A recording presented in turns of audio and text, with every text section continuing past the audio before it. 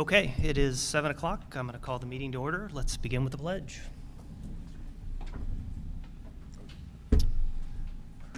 I pledge allegiance to the flag of the United States of America and to the republic for which it stands, one nation, under God, indivisible, with liberty and justice for all.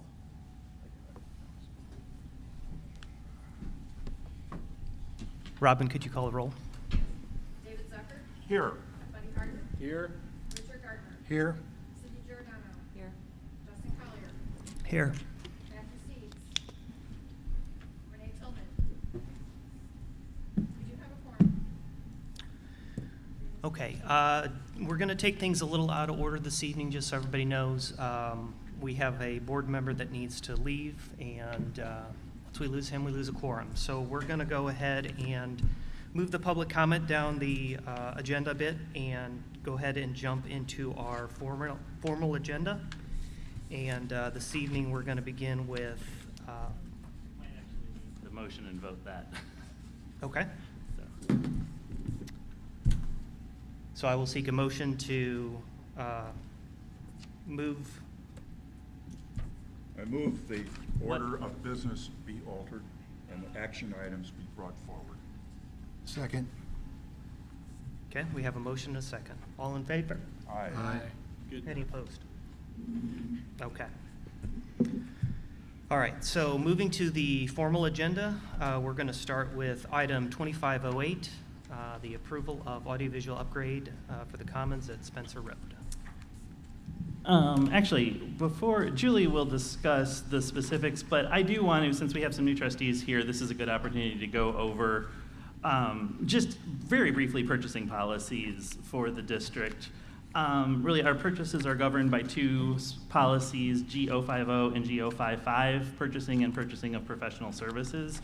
And those state that items less than $20,000 are procured sort of in an informal method. Less than $500, we just purchase off the open market, and greater than between $500 and or greater than $500 and less than $19,999, we would solicit competitive quotes or proceed with a sole source procurement. So generally, for soliciting quotes, we would solicit at least 3 quotes. If something is over $20,000, as in the case of this, it is a formal procurement method where we solicit sealed bids or requests for proposals, or in the case of this item, it is a sole source procurement. So that's just a quick overview of purchasing policies, and Julie, you can take it from here. All right, so with this, we evaluated the AV needs of basically what is this conference room, so this and the one that has the door open, which is L&M here at Spencer Commons. So after doing that, it's like we decided that we needed an upgrade as far as AV was concerned, and that refers to the ceiling microphone array addition as well as a camera and what have you. So part of it's to remedy what you're seeing in front of you is the cord issue and sound quality, and really to offer more flexibility as far as the use of this room and that stage behind you. So really to extend on what Jason said, Workplace Technology Solutions was the original installer of our AV system here. So this proposal is from them explaining how they will basically do the upgrade.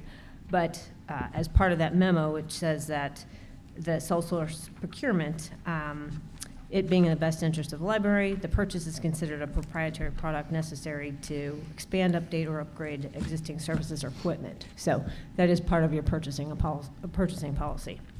So what we're asking for is approval for the sole source procurement of the AV upgrade for the Commons in the amount of $22,495. I have a question. Sure. I can certainly see the need for an audio upgrade, as I have trouble understanding it. We did not do that on purpose.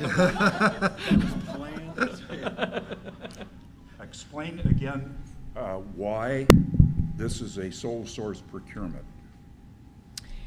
Because workplace, and you can also see it documented in the second page behind the agenda memo, as far as the proposal summary, the technical requirements of the original installer and their proprietary information allows them to come in and actually expand on that. But is there programming, et cetera, that's going to lend to the sole source procurement? So it's not a full replacement of what we have, it's an expansion of what we It's have. expansion, So correct. if it weren't sole source, it would effectively have to replace everything. So, what I think I heard you say is that there is something about the existing system that is proprietary to the proposed vendor? Correct. And not accessible by competitors? It's actually, yes, it's actually their programming and their technology that's behind it, so. Interesting. Anybody in the marketplace similar to this outfit?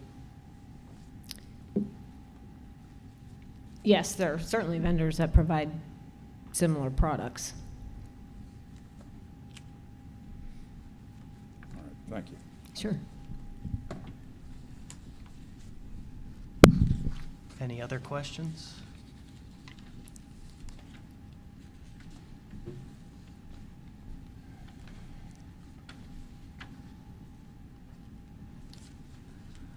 If none, I will seek a motion for approval as presented.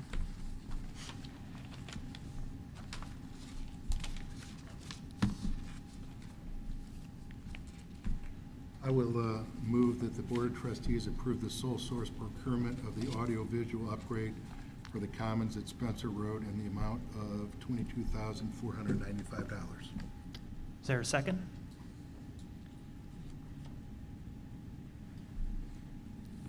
Second. We have a motion and a second. All in favor, say aye. Aye. Aye.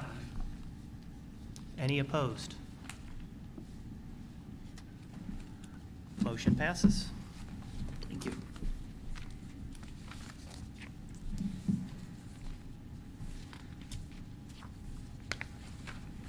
Just a minute, I got all my stuff out of order here.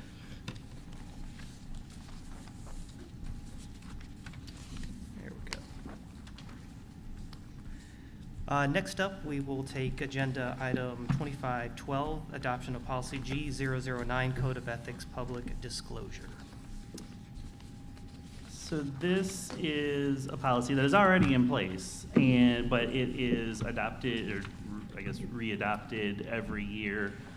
This is the Code of Ethics policy that really just covers conflicts of interests among trustees and executive staff and the methods of disclosure of any of those conflicts that might arise. So, happy to answer any questions. And we're not proposing any changes to this policy. Just a reauthorization. Yeah.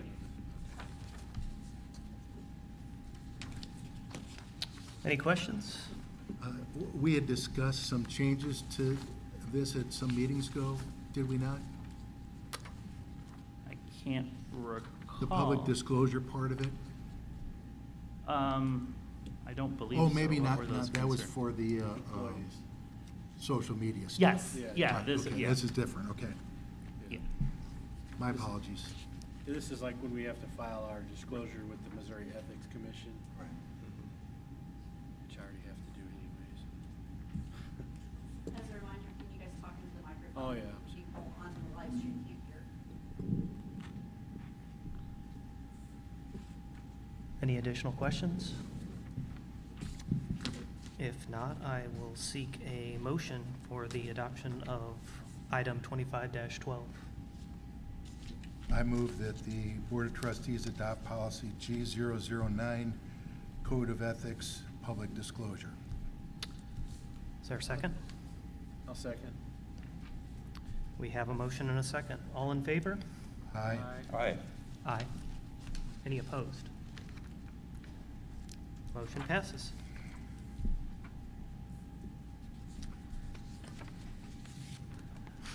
Next is agenda item 25-11, St. Charles Library Building Corporation appointees.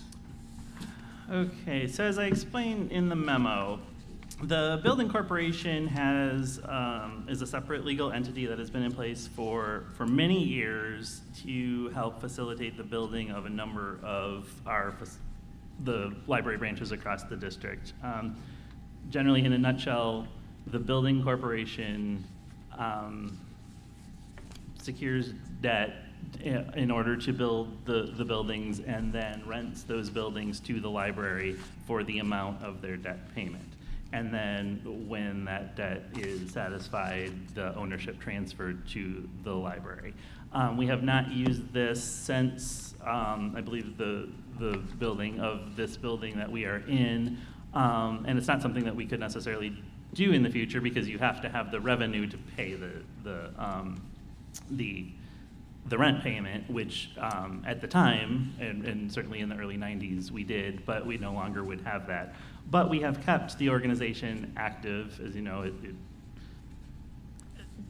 there are hoops or a process to establishing a corporation such as this, and it makes sense to keep it going once it's established. So that really just means every year appointing board members or re-upping board members and paying the registration fee, the biennial registration fee.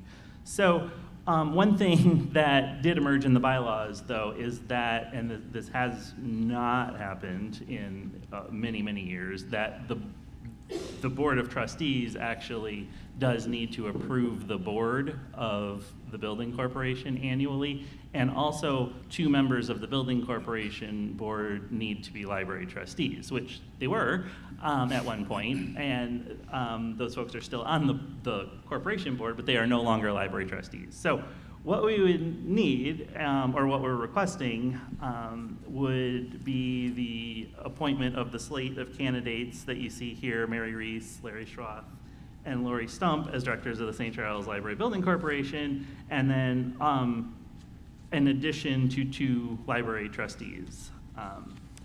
So, happy to answer any questions. Do I understand, sir, that the board has not had to meet for some time? You do understand correctly, yes. It's So- the easiest So if board. somebody volunteered to fill a vacancy that is required to be filled, it would not add to their to-do list. It would not.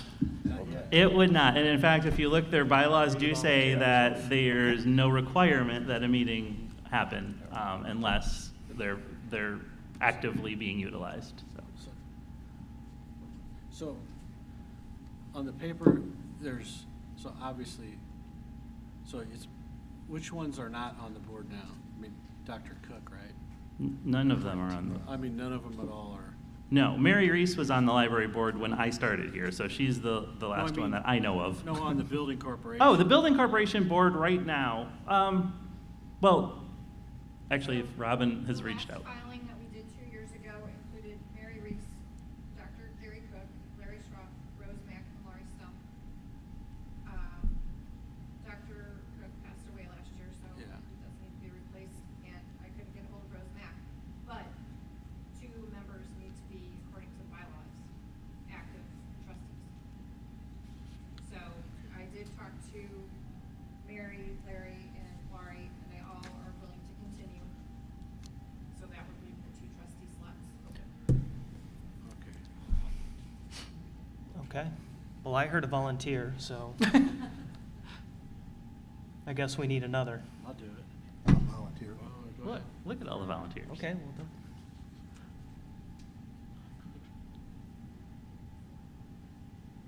Do we have 2 already? We have 3 now. Oh, well, then I drop out. Okay, that was easy. Okay. Okay.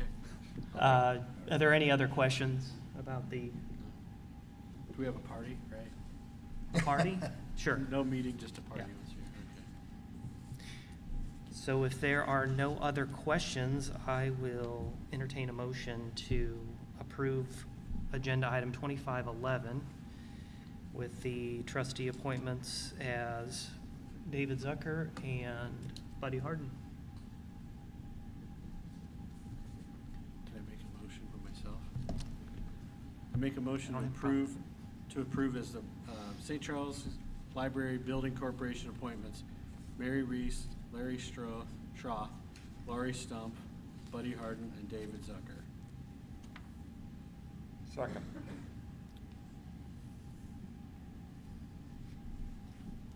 Any further discussion? All in favor? Aye. Aye. Any opposed? Motion passes.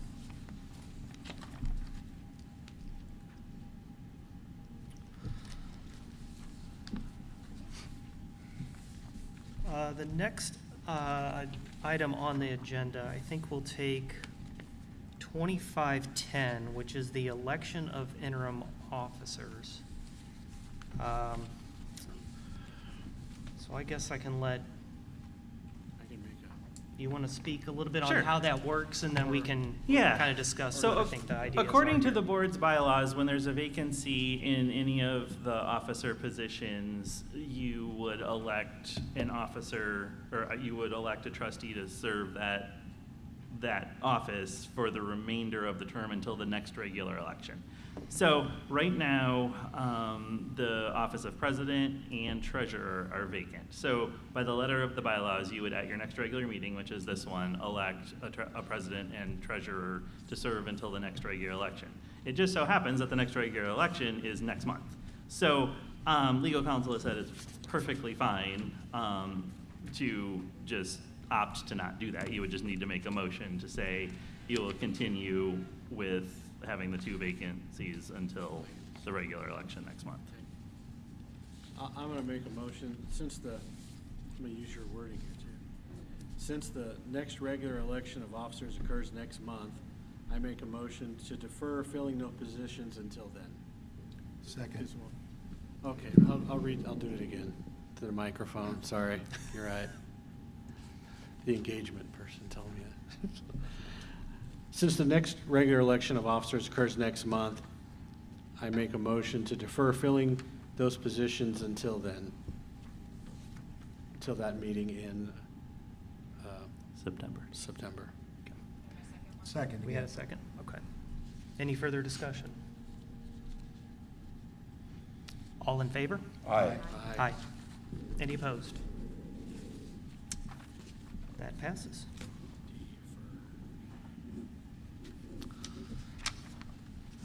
2509, while we're talking about officers. That's just the notification of Yeah, there's no next action month that we're going to associated. elect officers. Yep, Okay. so, yeah. Okay. So get Is your there- stump speeches ready, I guess. Yeah. Any questions on that? Are nominations made at that meeting? Yes. Yes. Okay. Can I add a clarification on the thing Absolutely. that I did, what we just did previously? Absolutely.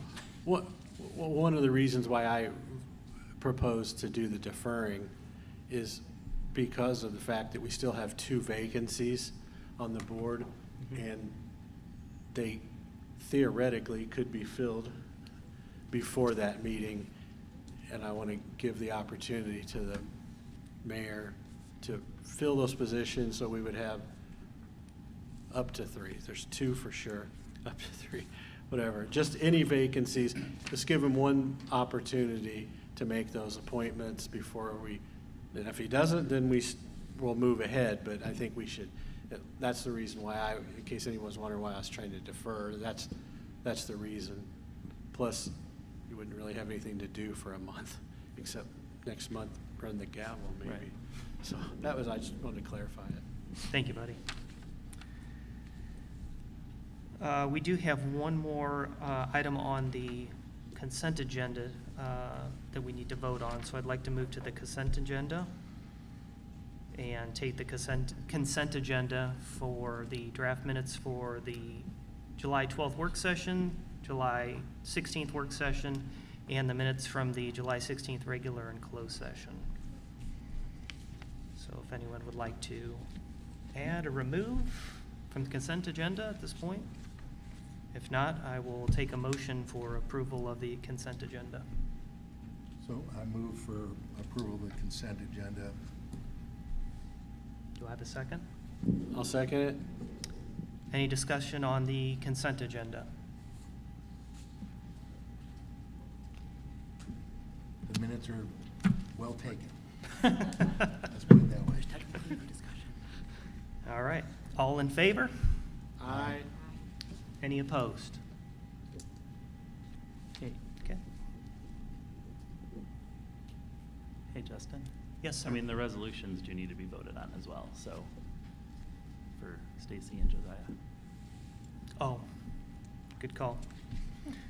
All right, bouncing back down then, let's go to, we'll take 2506, Resolution 25-03, the resolution in honor of Josiah Schmidt. Okay, this is Resolution 25-03 in honor of Josiah Schmidt.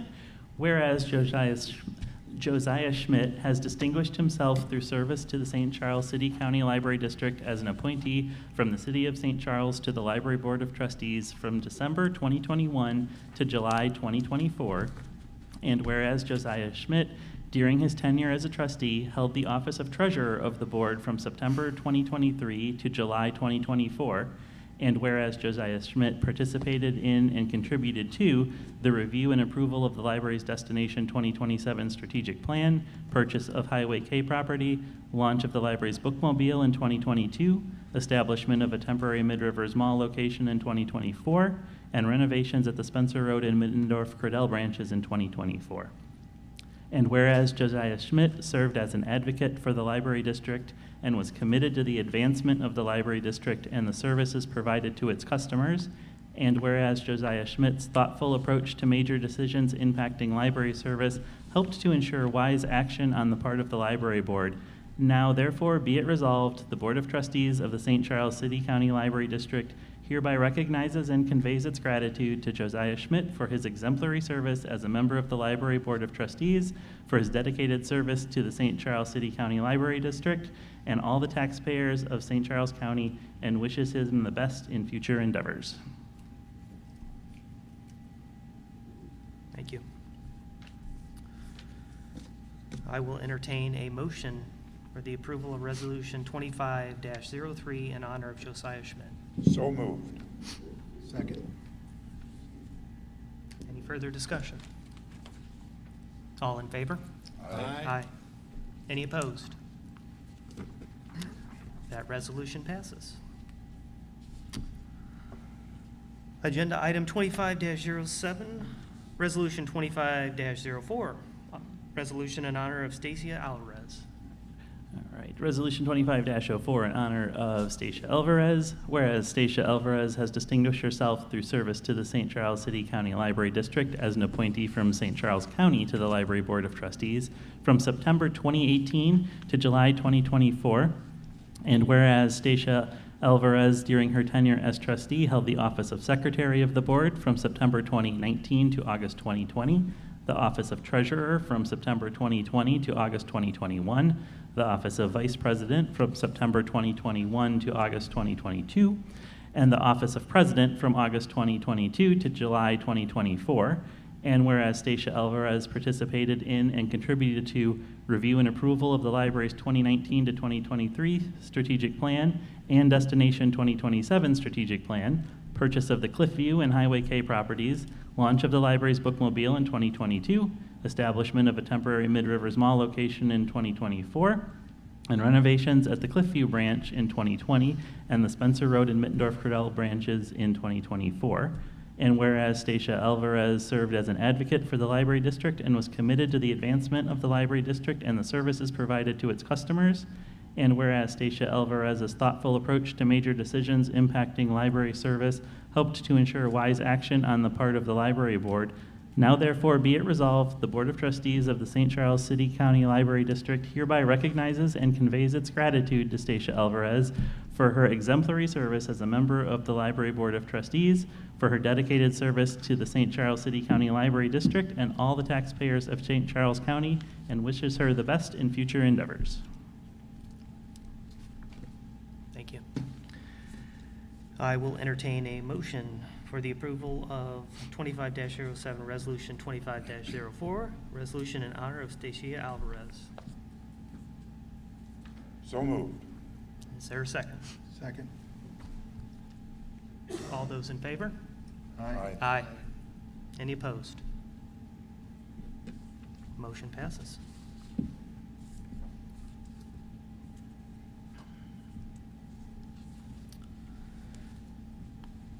Okay. I believe that is all the business that we have to vote on. So I think at this point, we can go ahead and resume the regular meeting schedule. And first item up on that is the future of the library update. Okay, and I will actually turn this over to Lori Beth. So based on last month's conversation about conducting a survey of the public, we have been working on that for the last a couple of weeks, gathering the information, and have a proposal in front of you with a timeline on what we are looking at. Through September, we will continue to gather information, look at other surveys that we have done, focus group intel that we were able to gather through that, and then pull all of those pieces together along with a lot of data pieces, actual usage of branches, have all of that access, and then create a questionnaire that would go out in late October. We're looking at no more than 10 questions. But those questions will be roughly around hours of operation, things that are usable and useful, honestly, that we're looking at. So we'll look at hours of operation, what the public's willing to bear, knowing what our goals are to look for efficiencies where we can, but also make sure we're serving the public where they want us to be serving them. So that would go out in late October, last for probably 2 to 3 weeks that it would be open, and then we would start pulling together all of that information so that by January we would be able to present the findings to you.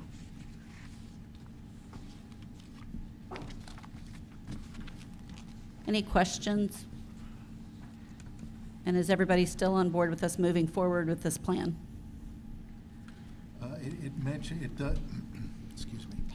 It does mention here about the possibility of a rate increase and et cetera, and you note that additional work would need to be done. Correct.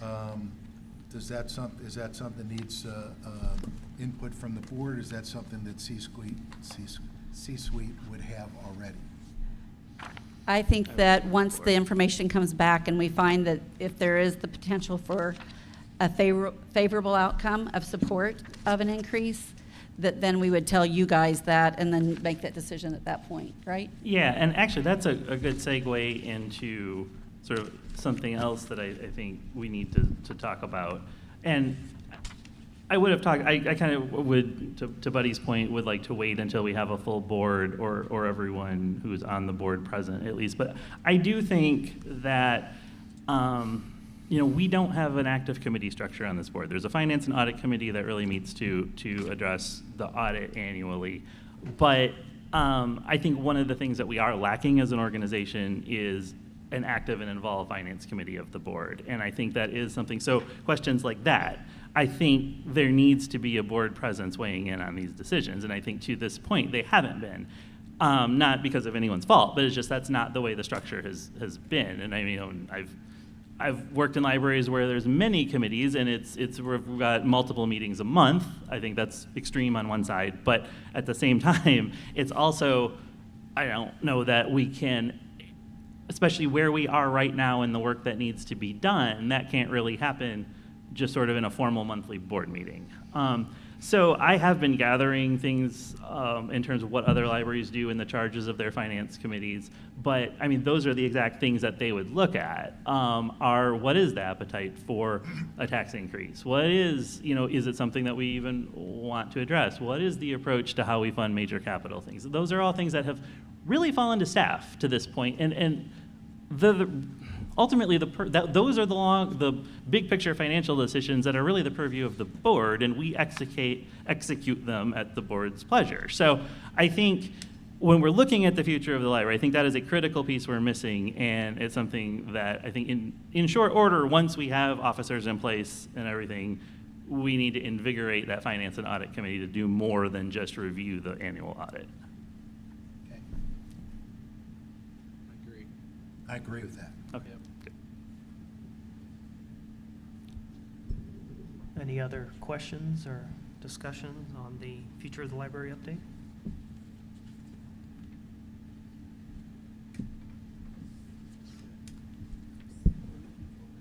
Yeah. So move forward with this approach? I think so. Yeah. Okay. Thank you, Lori Beth.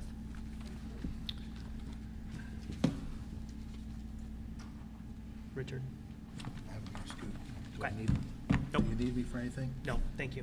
I apologize. Yep. Yeah. Okay. Bye.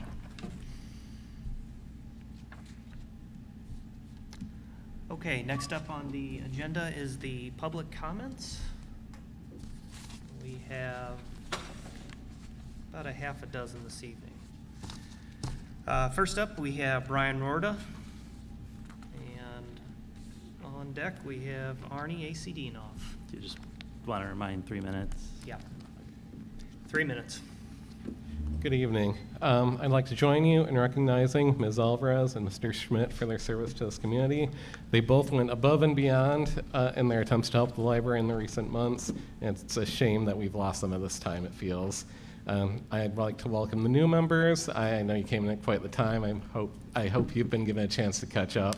There's a lot of reading to do still, and hearing all of our feedback. There's thousands of emails floating out there. I don't know how many of those you've seen yet or if you're getting gist of it, but I hope you're catching up. Going on to a future part of the agenda, I'd like to emphasize the per capita revenue graph on page 4 of the State of the Library report that shows this library being 7th in per capita income for large libraries in Missouri. I still believe this county isn't providing the proper funding for the level of service we're asking for, and I will again voice my support for a tax increase. We can and should do better. Regarding the future of the library update, I appreciate the financial stability theme you laid out there. I do fully agree that the context of the funding is important in the question of a tax increase. I do have a question on that timeline, though. Overall, this process has been kind of going slower than I, as an outside observer, would expect.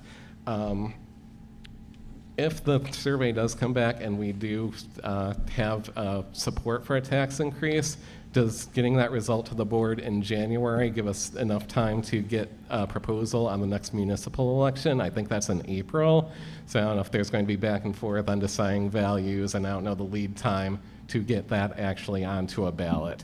I hope you've considered that already. Just wanted to raise that concern myself. That's all I had. Thank you. Thank you. Next is Arnie Dienoff, and after Arnie is Jason Schroeder. Thank you very much, members of the Board of Trustees. My name is Arnie C. A.C. Dienoff, County Public Advocate. The purpose of public comments is very sacred to me, and this board violated it. This board has a lot of damage control. You have to show to the public that you can be trusted. The public comment should have come before the vote of action items. It's only true to hear from the taxpayers and the citizens, and you chose not to do that. You as trustees need to try to repair the trust of the public that Jason Cool has done some dramatic damage to our 433 county residents. There's no reason for the public to even be here tonight because our voice, our comments did not matter to you. In my opinion, it's a slap in the face to every citizen that you as a board, you have to come up and repair the damage that has been done since May in the closing of 3 library branches. Now, Chapter 610 is also very sacred to me, and that's our public integrity, our public meetings law. And you've now lost a quorum of trustees, which under law, you can't conduct any additional business, which would even include going into closed session because you would need a minimum of 5 members. Now, it's a brand new board here with a new majority of smart thinkers who have been appointed by St. Charles County. The mayor has 3 appointments to make to the board. One member decided to leave. His office expired back in June, and I understand he's not going to be reappointed. So that would leave 3 openings. I had a lot of things on the agenda. The biggest one that stood out was the audio-visual, which you didn't care to hear from the public, but it was a waste of $22,500 of taxpayer money when Jason says that we're broke because he ran our financials into the ground. Now it's a sole source, and that also puts up some red flags about who did that cushy type issue. Another closed meeting do you have on the agenda? There's been so much damage and problems. It's time for the majority of board to board to vote to relieve Jason Cool of his duties and remove him from public office tonight. He has no contract since I asked the secretary of the board, and she hasn't come up with that contract under a Freedom of Information request. The city administrator of the city of Darting Prairie, James Knowles, was just removed for similar issues by the Board of Aldermen in Darting Prairie last week. And I think it's time that this board remove Jason from his duties. The district has between $400,000 and $650,000 annually of brand new revenue each and every year. Where is our money going, and where's the CFO, Julie Wolf? What is she doing with our money? And Yes, thank you. Next is Jason. After Jason is David Rogers. Hi. There are many familiar and misleading figures that have already been presented to the board in recent months in the State of the Library document tonight. To follow the theme of reiteration, there are 2 points that I think are worth repeating that you won't find in the packet.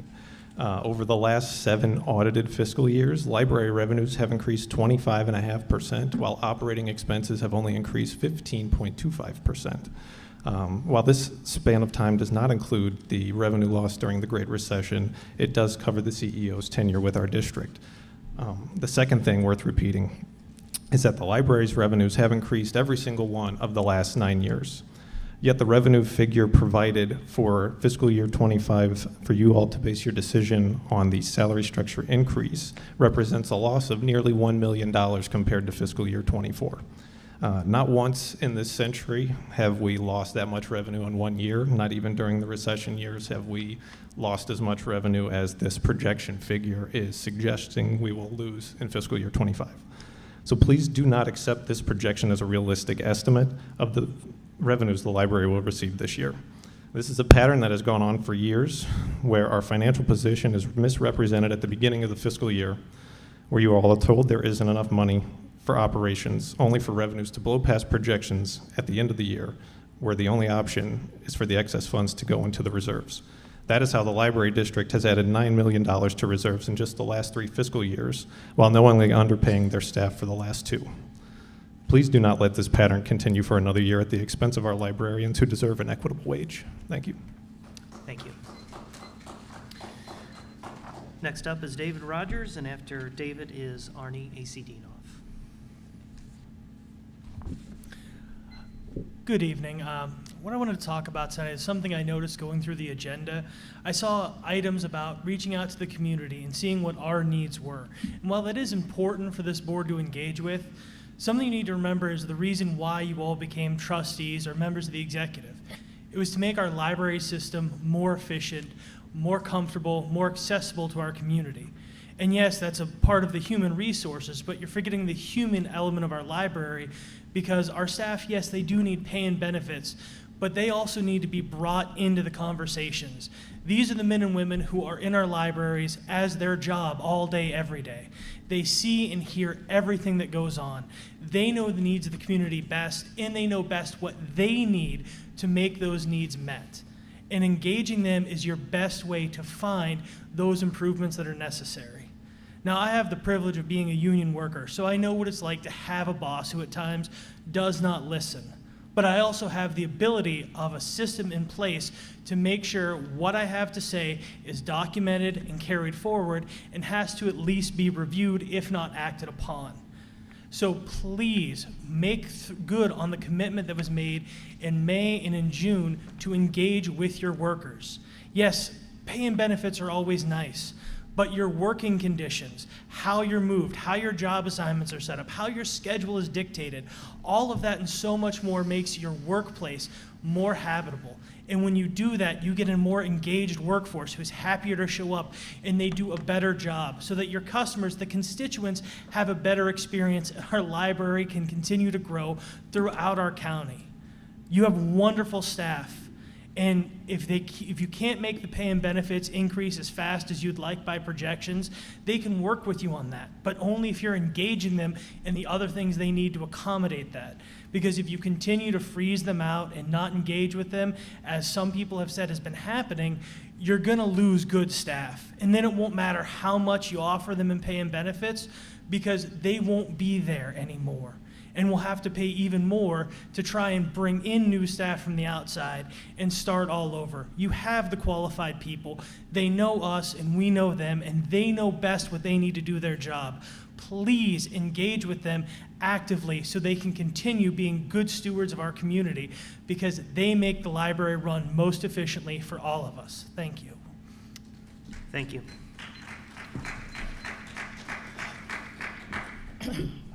I just want to say one thing before you begin, Arnie. I'm not going to tolerate any discussion of employees' family or family members. So I just want to let you know that right up front. I'm going to talk about a police report that happened in this room, and I have the police report number. That's what I'm going to talk about. Let's leave names and people out. I think I have the First Amendment right, and I think you're teetering on civil right violations, and I think the Attorney General would also like to know that you're teetering on objecting or blocking the right of free speech with facts. If somebody disagrees with my facts, they have the right to sue me in county circuit court and prove me wrong. Okay? So my question to the library trustees is, where is the money going? I met yesterday with the Missouri State Auditor's Office on a state audit of our library district. It's well overdue. I am asking you as trustees to join in the cause, along with the county council resolution calling for a state audit and a forensic audit of our district finances. Our CFO is in question about where the money is going. City council resolutions of the city of Wentzville, the city of St. Peters, the city of St. Charles, and the city of O'Fallon, also most of those resolutions called for a state audit of where the money is going. I met with the state auditor's office yesterday. I am asking the state auditor, Scott Fitzgerald, to ask the governor to use part of his $2 million. Fitzpatrick, to use his $2 million of appropriations from the state legislature to do a full audit of our district from top to bottom. We as the public and district need to know where our money is going, and ask trustees to write the governor to use that money for that purpose. Trustees, you have a closed meeting session this evening, and I ask that you immediately remove and dismiss the director, or whatever his chief title is. We've grown in the last 4 years of chief title for everything. Chief title, toilet paper organizer, and they're all paid high-figure salaries with a pension and benefits, and he needs to come to a stop since Jason did the same exact type of activity in Arlington Heights Public Library District in Illinois. The St. Peter's Police, he called me a liar at the last meeting, and I'm here with proof that case number 2024-20088 with Officer Crutchfield, DSN 479, on June 18, 2014, there was a police report taken in which there was an assault and property damage that took place from one of Mr. Coole's family members that is being under advisement with the city prosecutor. Now, I have been making public information requests to the district, and your custodian of public records, Julie Wolf, the CFO, doesn't know her job. Back in June, you all recall me handing you a written request. I handed that same request to Julie Wolf at the end of the meeting. I still have not been given the contract or potential agreement of the $38,000 for community engagement and the community listening sessions. I sent Ms. Wolf another request a few weeks ago, and she still refuses to answer my request, which is a violation of Chapter 610.023. The secretary of your board and custodian, I also asked for the letter of resignation from Josiah Schmidt. That's been 2 weeks ago, and I still haven't received that information, which is a violation of Chapter 610. Thank you. If we continue down this path, it's going to be Thank you, Arnie. filed with the Missouri Attorney General. Thank you. Can I clarify something? That we have an email address for solicit custodian records and sunshine requests, and Mr. Dienoff has used it many times, And he has not sent any of these requests that way. And Ms. Wolf did direct him to simply send them to that email address, and he has yet to do that. State law also says verbal and written communication is an acceptance of a request. She is violating the law. You're allowing her to Okay. violate the law, Jason. Thank you. Next up is the reports and correspondence, and first on the list is the Chief Financial Officer's report. Thank you.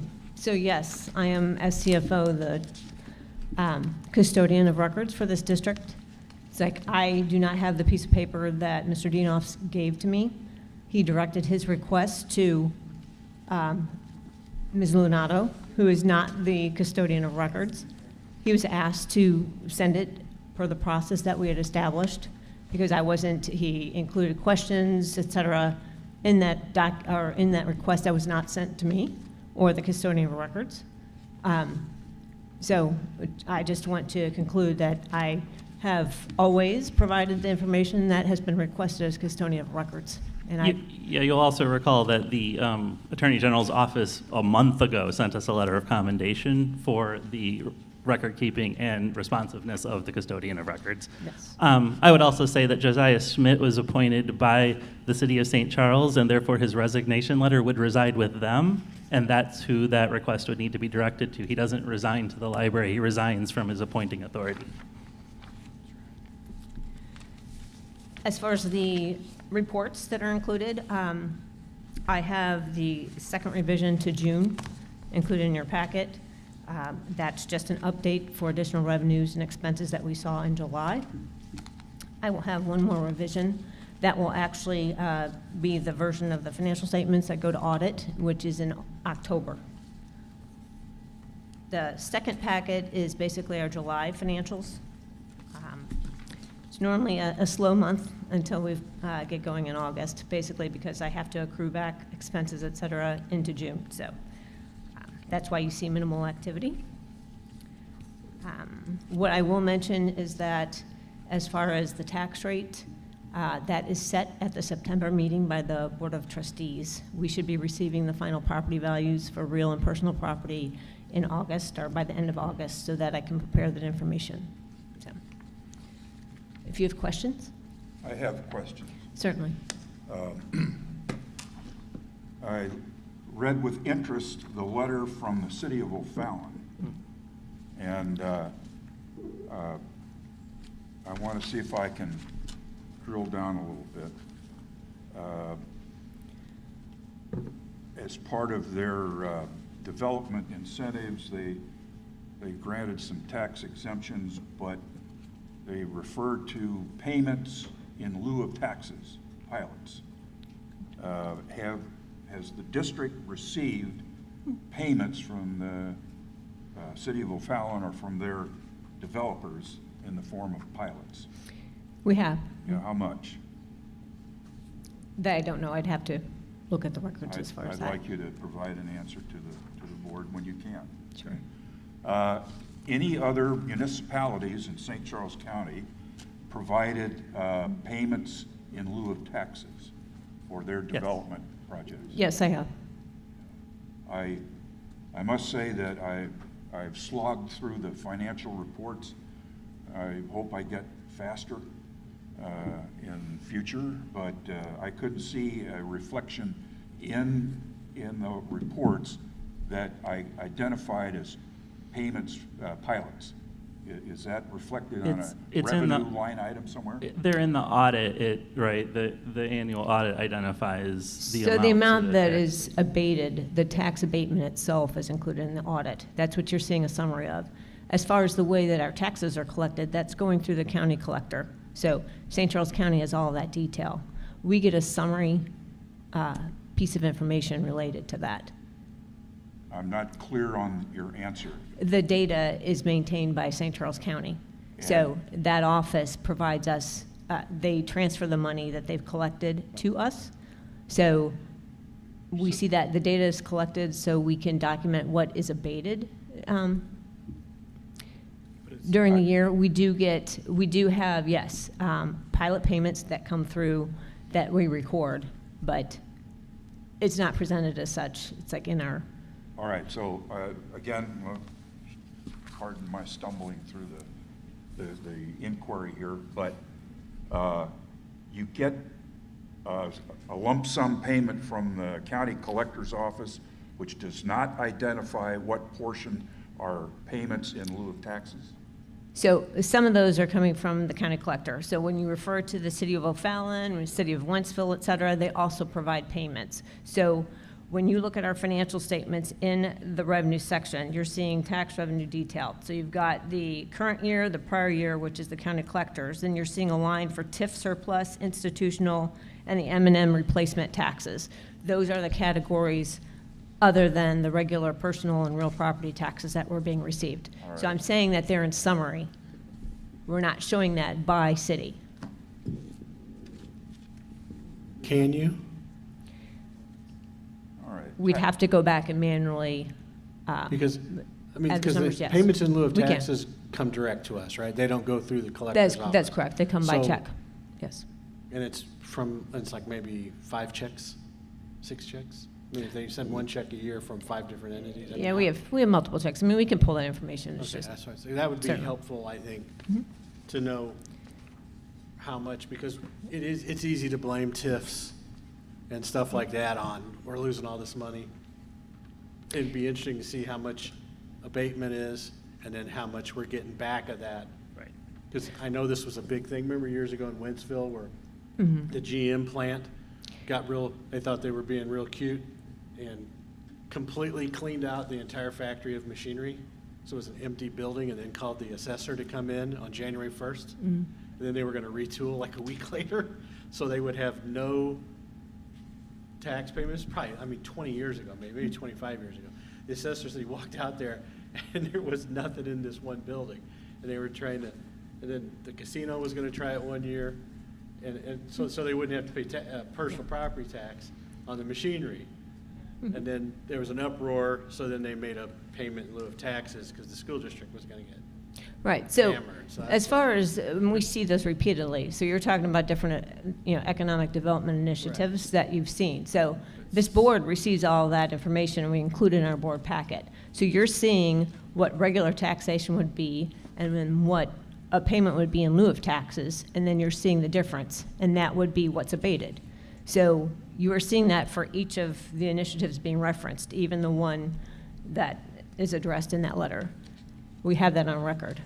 So that is required, and again, that's Gilmore and Bell's the entity that normally provides that information. So they did that for St. Peter's with the Amazon development and a number of the larger ones. But it really does, as far as how it affects, I believe, the community, it's different. So you've got something that's truly economic development, and then you've got something that may affect services a great deal, say, multifamily development, where you're increasing immediately emergency services, the school services, things of that nature. That impacts the community and the entities a lot differently than something that's providing jobs, et cetera. So that's really what our discussions have been about. All right, well, I will not belabor this and take up the board members and the staff's time, but I will come to visit, and you can explain to me Sure. what these line items are on page 2 and 3 of the report, so that when I read them in the future, I'll understand what it is you're attempting to convey. Certainly. All right? Any other questions?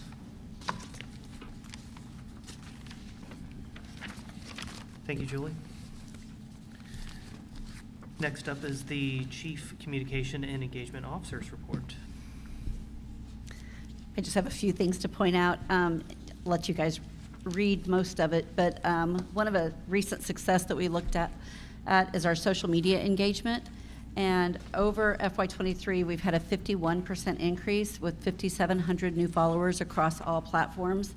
So that was a big success, but you may ask why that matters. One of the examples of why that matters is we were able to promote an event that had 0 participants, and within 2 hours after putting it on social media, it was full with a waiting list.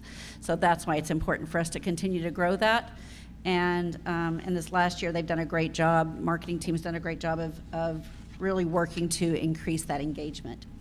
Another thing I'd like to point out is that we had a book fair with the Friends of the Library Book Fair, and this year it was set a new record of $136,000 raised in its 3 days. So great turnout, great amount of support, good conversation with a lot of people in the community, and at the end of the day, $136,000 raised, which is 16% over last year. Sorry, that was the memberships were up 16% over last year, so just even more engagement there. Any questions? Any questions? Thank you, Laura Beth. Next up is the Chief Administrative Officer's report. So we have a few people that are going to be speaking about what's been going on around the library for the past month and what's coming up. So I've got Maggie Melson, the Director of Adult and Youth Services, who's going to give an update, and Diana Tucker, Kisker Road Branch Manager, as well as Kristen Sherry, the Outreach Services Manager.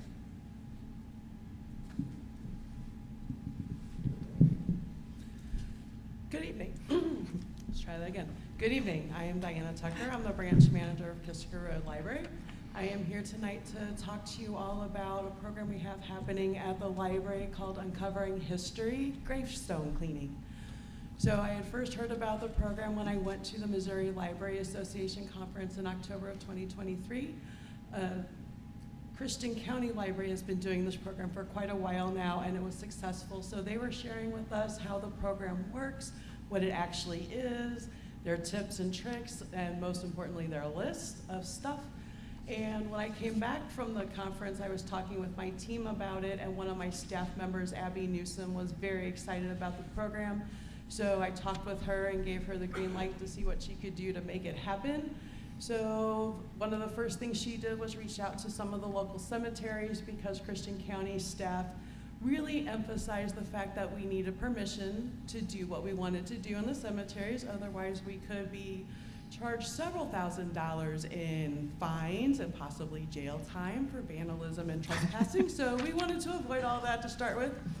And Chuck Ambrose, who is the cemetery supervisor for St. Charles City, said he was very interested in the program. He had been wanting to do it for quite a while, but hadn't had the time. So we reached out to Maggie and her team, got the okay to build a partnership with them. So Chuck and Abby worked out all of the logistics, who was buying what supplies, where we needed to be, all that kind of stuff. And we had our first program in May of 2024. We had 17 people show up. Ever since then, the program has been growing. We had 26 attend in July, so we were very happy. We bought extra supplies at the beginning of the summer. In your board packet, you have two pictures. The first one is a gravestone before it was cleaned. You can see the green algae and lichen growing on it. The picture right next to it is that same gravestone 2 months later. And it's really amazing to look out over the cemetery and see all the pristine, shiny, white gravestones out there now. So we ask you, or invite you rather, to come join us. Our next one is September 21st at 10 a.m., Oak Grove Cemetery off West Clay. I'm happy to answer any questions. Thank you for your time. It's like an Eagle Scout project. Hi, I'm Kristen Sherry. I'm the Outreach Services Manager with the library.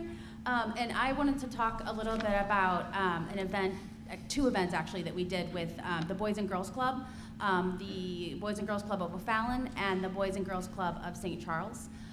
They had their back to school bashes July 20th and July 27th respectively.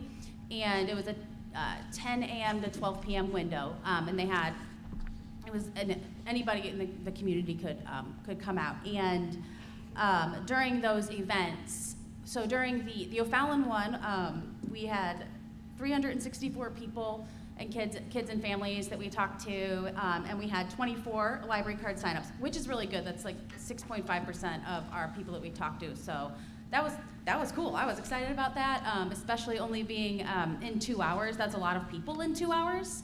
And then the event on the 27th happened. And that one was at the Boys and Girls Club in St. Charles. It was also a 2-hour event.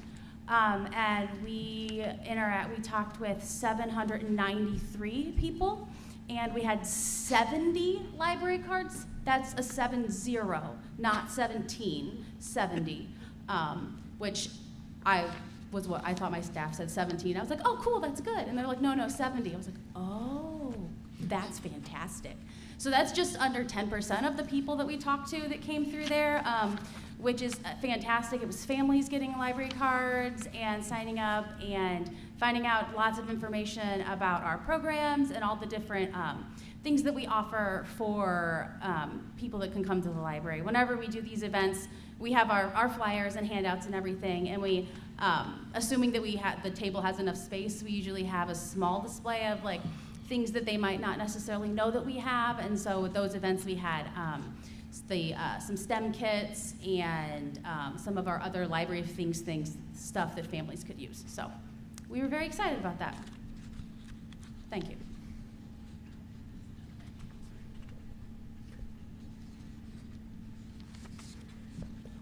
Okay, and lastly, just briefly, I did want to highlight Summer Challenge is over, and we had really solid numbers. Summer Challenge is the biggest thing we do every year. It impacts every single one of our staff, everyone in central services, everyone, there are delivery drivers, and then everyone in the branches. It is a constant in and out of children and families and people.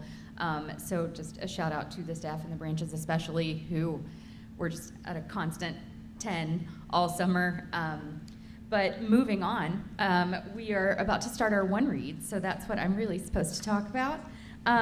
This year, our One Read Challenge is highlighting 2 different books, Salt to the Sea by Ruta Sepetys and Bomb by Steve Schenken, and it's running from September 2nd through October 18th. We want to specifically thank the generosity of the Friends of the Library for financially supporting this, and they are the ones that purchased a copy of Salt to the Sea for the board members, so you all have to read it. It's a requirement, I'm pretty sure. It is an excellent book, though. Ruta Sepetys is an excellent author, as is Steve, and we are really excited because those 2 are writing a book together and coming to this branch on October 16th, so you also have to attend that. It's a requirement. All right, thank you. The only other thing I would like to add is we've heard a lot about staff engagement and including staff in decision-making and hearing from them and getting feedback. And we have formed what's called the Work Enrichment Team, the WE team. And their first meeting is happening the last week in August. And it is the majority of the team is made up of branch staff, so frontline staff that are working with the community. And the goals, a couple of the goals that we've outlined, we'd really like that team to focus on. One is more about mechanisms for feedback. What else can we be doing?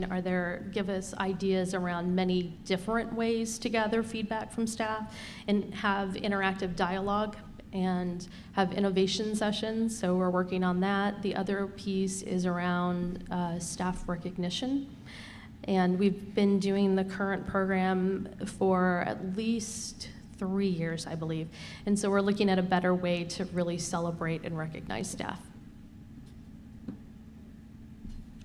Can I ask a question? Absolutely. When is,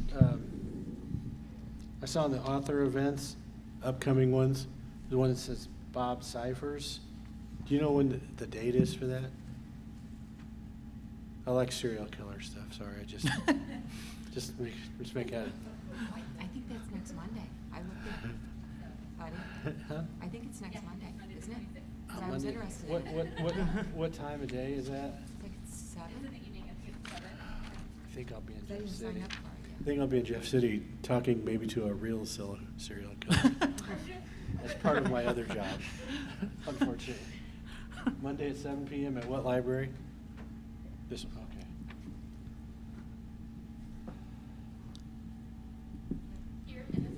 Oh, okay. Monday the 26th, I think. Any other questions? Thank you. Next up is the Chief Executive Officer's report. All right, thank you. I'll be brief. So I included some pictures of the most recent sort of finishing touches, and I realize it's in this building, and you can see them right out there, so I didn't really need the pictures, I guess. But work is really starting in earnest at Middendorf-Credell. Roof replacement is happening. The HVAC work has started. They're doing framing and things. There are a couple of change orders that were approved. That's actually part of the purchasing policy, that I can approve change orders up to 10% of the contract price. So the most significant of those is extending walls to the roof deck, some additional walls to the roof deck for soundproofing. So there was a change order in addition for that, but also a credit back for part of it. And then an additional self-check unit, which needs additional millwork and a replacement of a countertop. So those are the main, or those are the only 4 change orders at Middendorf-Credell, and I'm happy to answer any questions you have. Any questions?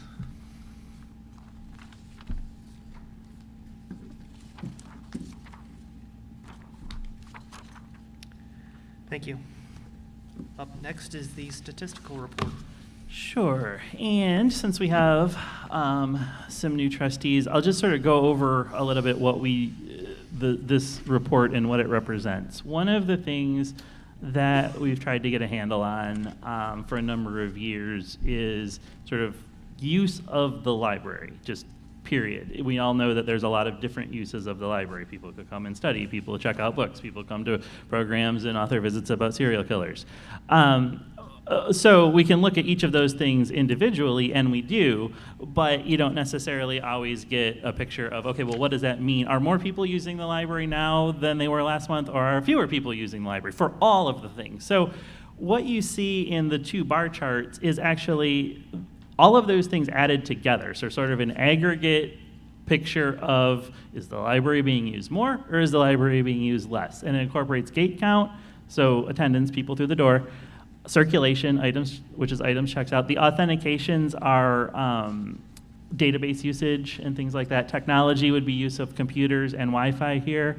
And then classes, events, and outreach attendance. And those are sort of all added together. And what's important here is the number, because the number just represents a number of all of those added together. What's important is looking at it relative to previous and seeing whether it's going up or going down. So we are only 1 month into the fiscal year, so our year to date, we're tracking pretty close, but you do see over the last several years, we are overall in total library usage growing in use. And when we get to sort of the state of the library, I can pull out some areas we're declining in, some areas we're growing in. Then the chart at the very bottom is, again, this is year to date. So again, this only represents 1 month because our year to date is only 1 month. Gate count per hour of operation at each location to get a sense of which locations are busiest, but it's normalized because not all locations are open the same amount of hours. So it's gate count, people coming into the building per hour open. And so I think you can see here by the big jumps where the folks from Middendorf-Credell, which is now closed, are going. You see a big jump in Winghaven, Kisker Road, and Deer Run, which makes sense because those are the closest locations to Middendorf-Credell. So big thank you to the staff at all of those locations for carrying the extra burden. And I'm sure there's others at other locations as well that are getting the Middendorf-Credell traffic. So can I answer any questions? I have a question. Mm-hmm. Can you hear me? And I've not been to the Mid Rivers Mall location, but I understood, is that a temporary location? Yeah, so that was, we entered into it was a little longer than a year lease, but yes, so that was particularly when this building was closed. We wanted to give another near location. It was it exceeded our expectations and how successful it was when this building was closed. And so the lease is up in January. We do see now that this building is open again, that the usage is falling. Is that still accurate? That is still accurate. So yes, I mean, it is looking now. We left it kind of open-ended that if it was wildly successful, we would want to keep it. But we have seen now that this building has opened, the usage has tapered off quite a bit. So we would likely not be renewing that lease. Okay, thank you. Mhm. Any other questions? Thank you. Next up, reports and correspondence. We have a letter from the city of O'Fallon.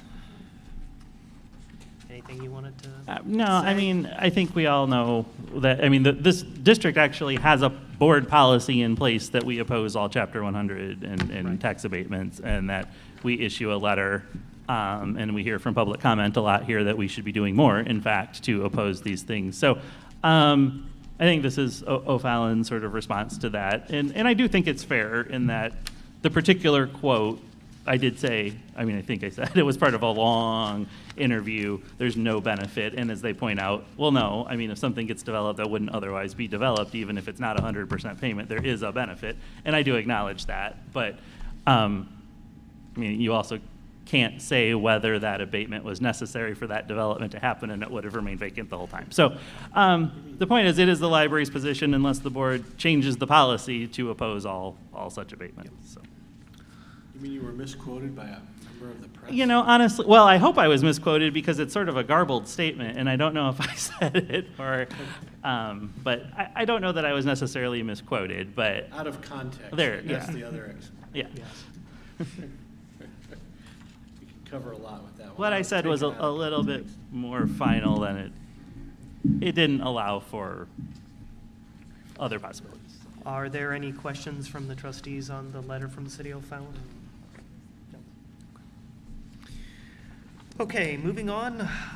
We've already approved the consent agenda. We are back to the formal agenda. Unfinished business, item 25-04, salary study presentation by JER HR Group.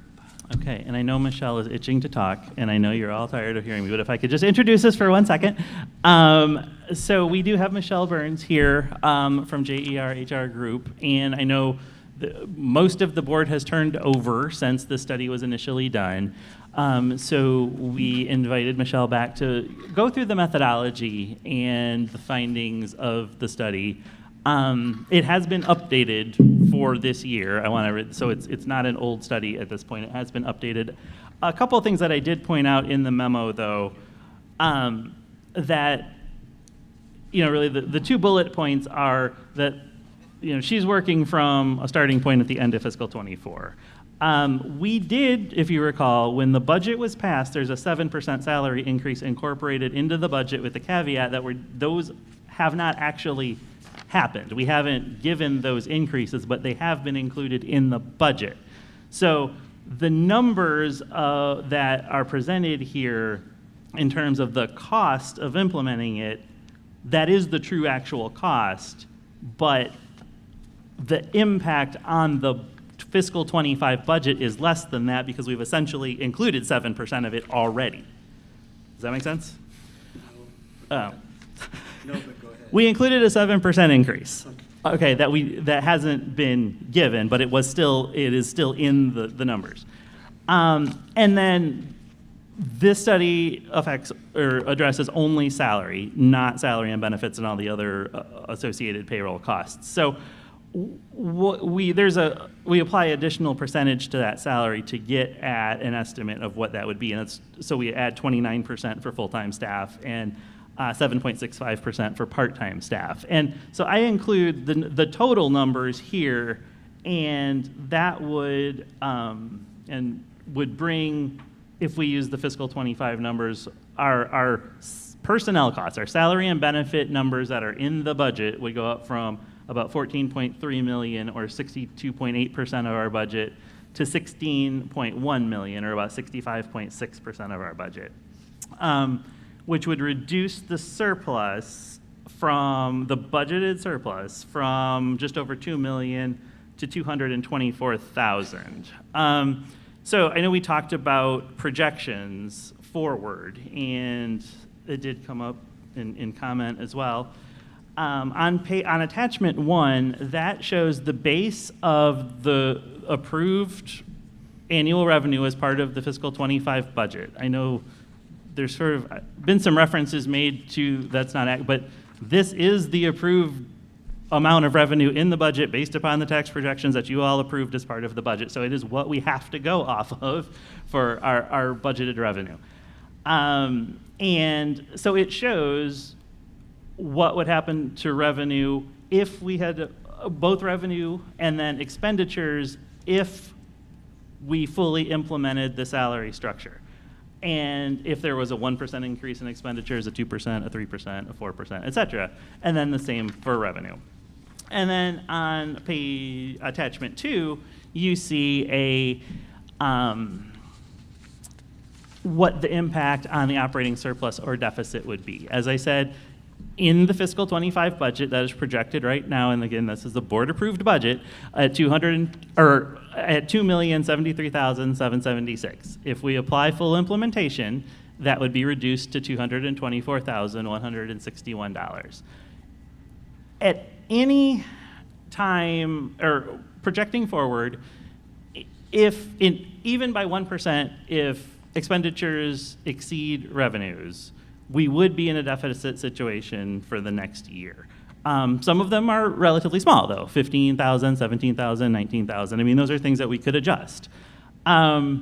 So this is just factual. I mean, this is information presented to you. I think these are projections that we need to have moving forward. We need to do this routinely. Every year we need to update them based on actuals. But it's just, I think, to have the information, and if this plan would be implemented, which, again, we're not voting on here today, but is absolutely my recommendation, and then we would need to look at, when it comes to budgeting for fiscal 26, we make sure our expenditure increase doesn't exceed our revenue increase, and that's something that, with the help of the Finance Committee that I talked about, we would work to make happen. So at this point, that's there for your information. I can turn it over to Michelle now. Sorry, that was a longer introduction than I thought, but here's Michelle. Well, thank you. I'm happy to stand if you would like, or it might be better for the sound if I don't, so just let me know. Well, I'm happy to be here today. I have had the pleasure of working with your organization for almost 2 years now, and so just a little bit about me to give you some confidence in what I do, as well as the organization. I have been practicing for 30 years in human resources with a focus mainly on total rewards. That includes compensation and benefits. I'm also involved in workforce development and getting my doctorate in that right now. I'm just doing the dissertation right now. The group that I work with, JERHR Group, is a group out of New York. They acquired an organization called the Johansson Group out of Arkansas, where I'm based, that built a structure of job valuing and compensation practice based off of a 15-factor job value, compensable factor value, which I'll go into. The individual that created this system was a professor at the University of Arkansas and worked very closely with the HR community in Northwest Arkansas. And so that's a little bit about the organization. So to give you some background about the original study that Jason was referring to, in late 2022, we conducted a study to look at the salaries and pay structure. And what we found when we looked at that, and I'll get into more detail on how we analyzed that, but what we found is at that time, we were lagging the market about 15%, not quite, 14.71% behind the market. And I'll define that market here in a minute. And then since that time, there has been increases that have been provided to move closer and to fill that gap a little bit, but we're not all the way there yet. And so when we pick this back up and look at it some more, what we found is now we're approximately 2.52 million away of where we need to be if the goal is to meet the market, that's what we would need today to do. So a little bit about the process that we went through to do this. It's a very typical process that we use in these type of analysis, is we dig deep into your job descriptions. So really, your human resource department works really hard to ensure that the job descriptions are where they need to be for us to really dig in and fully analyze the job descriptions. The project consultants, in this case I was the project consultant, digs deep into that description, just looking at that narrative description of the job. What I don't have is that internal view of a job, but because we know that there is a need to consider that, we use a very iterative process, meaning that we take the first stab at trying to value the job on the factors that I'll discuss here in a minute, and then we work with the HR department and the organization to calibrate and fine-tune where the jobs land. And what this allows us to do is build an internal hierarchy structure based off of the values of the job. Now, we'll marry that information later with the market data, but first we're concentrating on that internal value system. And I would say, to me, this is the most fundamental piece of what we do. Don't get that right, then you're going to have to continue to calibrate. So after this iterative process, and what I do find is sometimes that iterative process can continue for a while as you find a need and also as you add jobs. But once we do that, then we bring in the employee census data, and we then start looking at, where the pay line internally is falling. And that helps us when we start looking at the external market to compare the internal pay line with the external market pay line. And it also allows us to develop a grade matrix structure based off of that internal hierarchy. So what I'm saying is we aren't considering the structure that you might currently have. We're building it from scratch based off of that deep, detailed analysis. So we look at the external market data. We work with organizations to help define the market that they want to measure against. And then we do regression on the results to come up with a suggested pay grade structure. And then we'll create ways to analyze the individual jobs within the organization to see how far a job might be lagging the market or in the structure where it's falling, to just kind of fine-tune and find solutions to bring people to where you would want them to be if the goal is to meet the market. So I've been talking a little bit about the factors, the compensable factors that we look at. And so JER-HR Group looks at 15 specific factors that have a lot of different options within each factor. And that allows us to build that internal hierarchy. And it's probably best to give you some examples of how that might work. For instance, with experience, it's pretty easy because generally job descriptions have minimum requirements of years of experience, general experience, and that helps us. We have different categories and different values for each of those. Likewise, the management experience is very similar. How much experience is required if you're going to manage a role? And then some people don't manage, so there's a lower value there in those cases. We also look at the education required, and so there are different levels. It could be that high school diploma, it could be 2 years of experience out, similar to an associate's degree. It could be a bachelor's degree or even a more technical degree, a master's and PhD, for instance. Then we start looking at some more difficult to define areas like initiative and ingenuity. We dig in there and we provide different levels. Mental demands, another one. Analytical ability, problem solving. So those are the knowledge and skills requirements areas that we look at. But then we also look at responsibilities because different jobs have different levels of responsibilities. One of those areas is supervision, for example. Then you might have responsibility for funds, for accuracy, and then accountabilities, the end results. So we try to create levels there to help us value the jobs. And then finally, we realized that there are areas such as contacts and, forward-facing or internal-facing roles, and sometimes the role can have both that we dig in and look at to see the requirements needed for that job. Then efforts require other things that may be very different among jobs. For instance, I'm going to jump down to the bottom, physical demands. You have some jobs that require a lot of lifting. Some jobs don't require that level of lifting. Working conditions and hazards are very similar. You can have a job that requires working out in the elements at times, or you can have a job that is just hazardous by nature.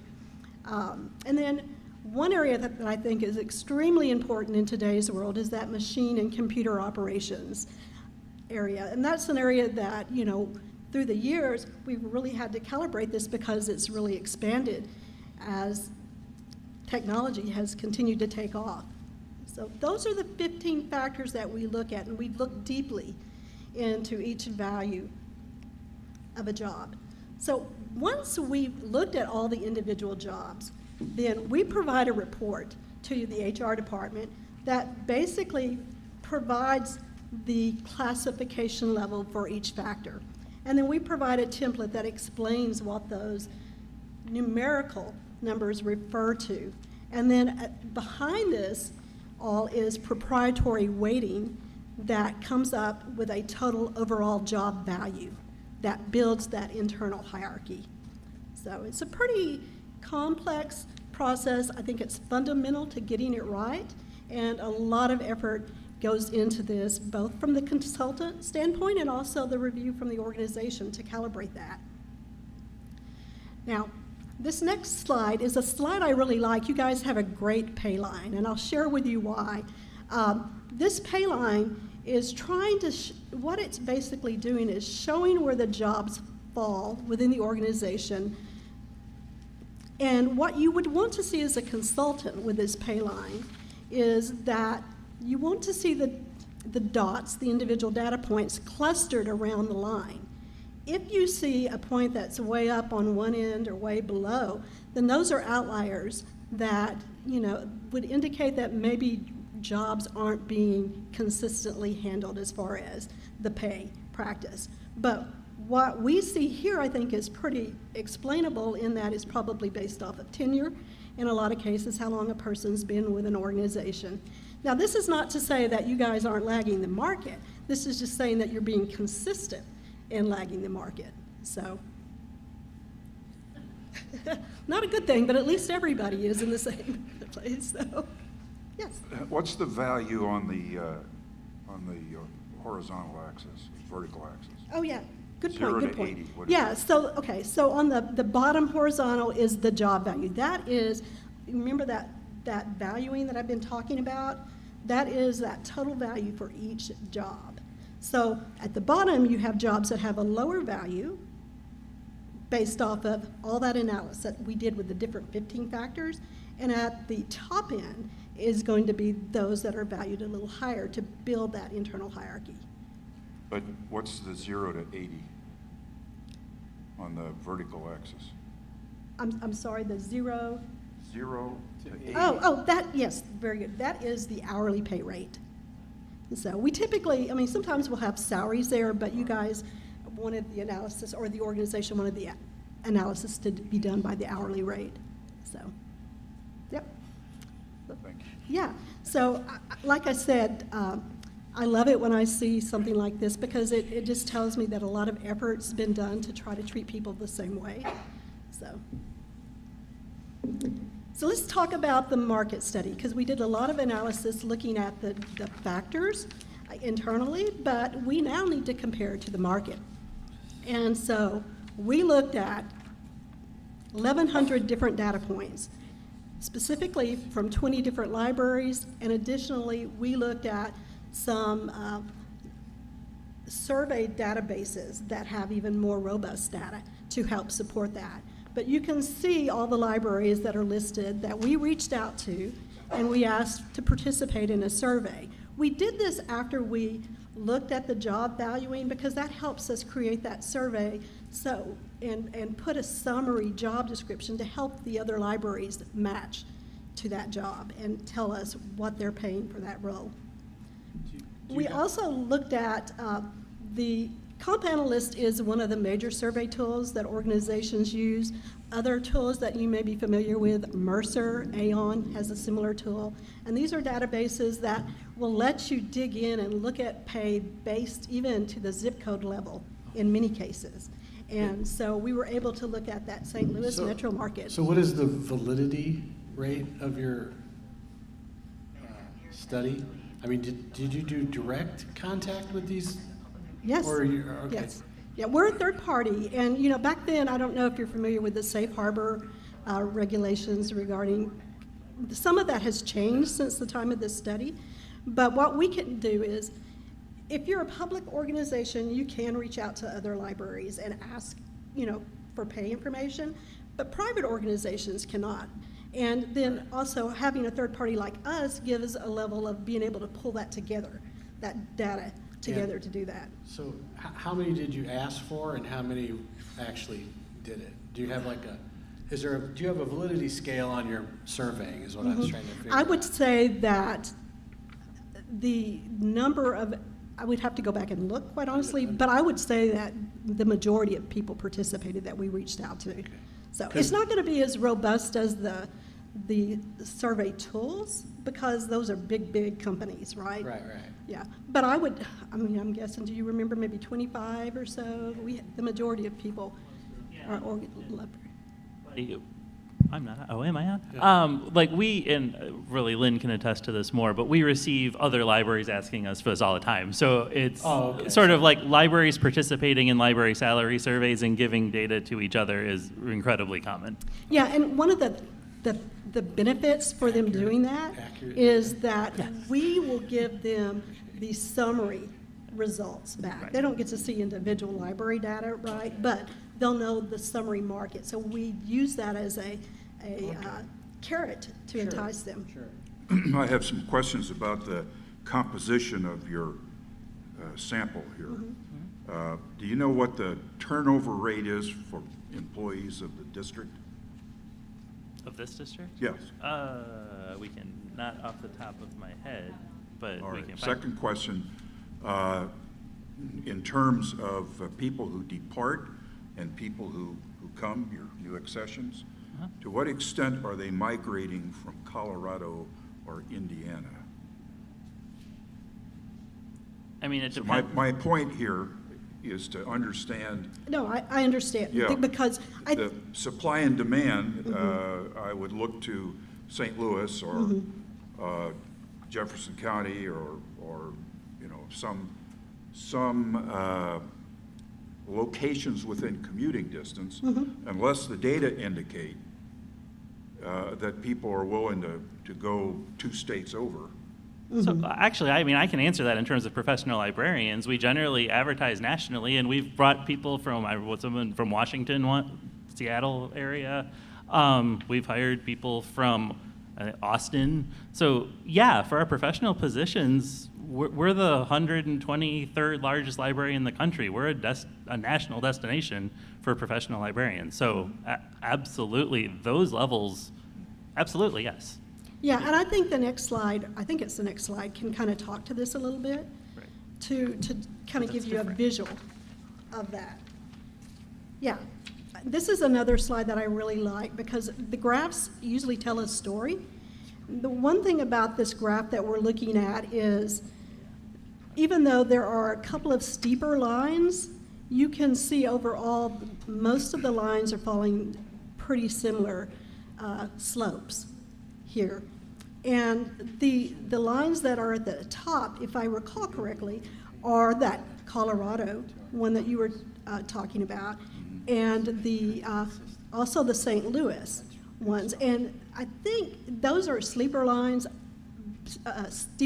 because probably the variety of jobs that may be there that allow for people being paid lower, because you can see that some of those start even lower, and then the higher level jobs are more extreme on both ends, so that creates a steep line. But one common picture this presents is you're lagging behind everybody that we looked at. So, 14.71% market mean. All right. So what we do at this point with our system is we take that information and we look at, we perform a regression analysis to look at if we wanted to create a new grade structure, what would that structure look like? And where would your pay currently fall? And of course, this was the pay back at that current time. Not necessarily today, but at that current time. And at that time, 207 employees fell below the proposed minimum grade level. That's 70% of the employees, number of employees, showing how we really needed to bring that pay structure up. So to recap just the past historical information, and then I'll get into recommendations and so forth. But we reviewed 20 local and regional libraries, as well as some robust database information. The variance at that time was negative 14.71%. Last year in 2024, it was projected that the annual increases would be 4%. Some organizations in the comp world are reporting that it's been a little lower, but we're a year and a half out too. So I think that 4% is a good figure to at least consider. And we proposed a pay scale based on the market study. We looked at a minimum hiring rate. Today, that would be worth $15.60 an hour. You know, there's been a significant effort within the U.S. to have $15 as a living wage in many organizations, and I know even in Northwest Arkansas that organizations have really tried to move that up. Then we looked individually at position placement, where it fell on the new grade structure that we were proposing. So we did that deep analysis. And so we picked it back up again earlier this year and kind of looked at it, considered that time difference that's occurred. And so we have a couple of recommendations that we would make, if at all possible. I think the first recommendation is fundamental in that in order to really start moving wages, you've got to adapt another grade scale. If you don't do that, then you're continually going to be challenged on understanding where the market is and how to meet the market. That grade structure has to at least navigate closer to the market. So I'll show the comparison of the proposed structure on the following slides. But another scenario, if you want to try to meet a lot of the issues that we saw in the pay data, then you want to fully implement it if you can. And that 2.52 million difference. So the justification in that is it's going to address the issues of being competitive with the market. And you know, you don't always have to meet the market. Some organizations choose to lag and some choose to lead the market, but you do need to know where the market exists, right, in order to know how you're operating. It will make you more competitive with the market rates. Also, the structure that we looked at when we looked at the individual jobs tried to resolve pay compression, worked with many organizations that have had to put money at the bottom end of a range, and then when the market kind of went crazy a while back and people couldn't find employees, that type of thing, they were desperate to address that pay compression because they didn't have a choice at that time. And in order to do that, when I've worked with the library system here, it was made obvious to me that it was important to do what was in the most beneficial thing for the individual employees. We could look at it based off of looking at the rate in the new grade based off their time in the position or the time, of service that they put in. I think it's too much to go into detail here. Or we can look at it at a compar ratio, which is looking at the compar ratio in the old structure and comparing where it would occur in the new structure. And in all cases, you guys have tried to be fair and do what's in the best interest of the employees when we looked at this. So I talked about proposing a grade structure. You can see that grade structure is it is very significant, moving to a minimum of 1560, quite a bit of change, but it's what's needed if you want to meet the market. And another call out I'll make here too is the old structure had a numeric grade structure. This one has an alpha grade structure. And that was by the request of the library. So just talking about that full implementation, if you were able to take care of everything now and align with the market, when we looked at this a while back, we looked at how much it would cost as far as annual salary cost. And then looking at it to date, knowing that the market's moved approximately 4% in the last year, then that age to date would be $13.31 million. Doing all that, backing into the number, a year and a half later, that does come up to a $2.52 million difference. And as I mentioned, this is the most competitive approach, and it helps mitigate those wage disparities and address pay compression. But I have some other scenarios, and it doesn't take into consideration any of the budget information that Jason has mentioned, but his analysis is takes my analysis a bit further. So, scenario 2 is a lot of times organizations, particularly in the public sector, because of budget constraints, ask for a multi-year implementation. How can they do that? And so one of the things that the library said is, okay, if we give people a higher percent increase that are in the lower quartiles in the pay band, and then for the people at the higher quartiles, we slow that down at a lower increase, what would that look like? And when I mean quartiles, a pay band typically has a midpoint right in the middle between the minimum and the midpoint is a middle point, again, that it creates 2 quartiles below, 2 quartiles above in the range. And so we look at it this way, we can use that quartile approach that I'll show on the next slide and do a first stage to kind of bring people closer, and then we can apply the remaining the second year. The justification, if you were to choose this, one of the benefits might be that you're basically halving that $2.52 million into 2 years. But it's not taking into consideration that the market is moving as you're doing this, right? So it's projected right now that the numbers are coming in early, and it's not definitive, but what I'm hearing for 2025 is we're looking at a 3.5 to 3.7 increase projection nationally. So I talked about the quartiles.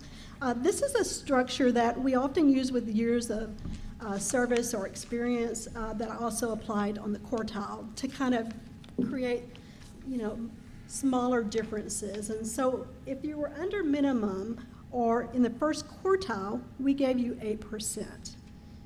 And then the second quartile, you would get a 6%.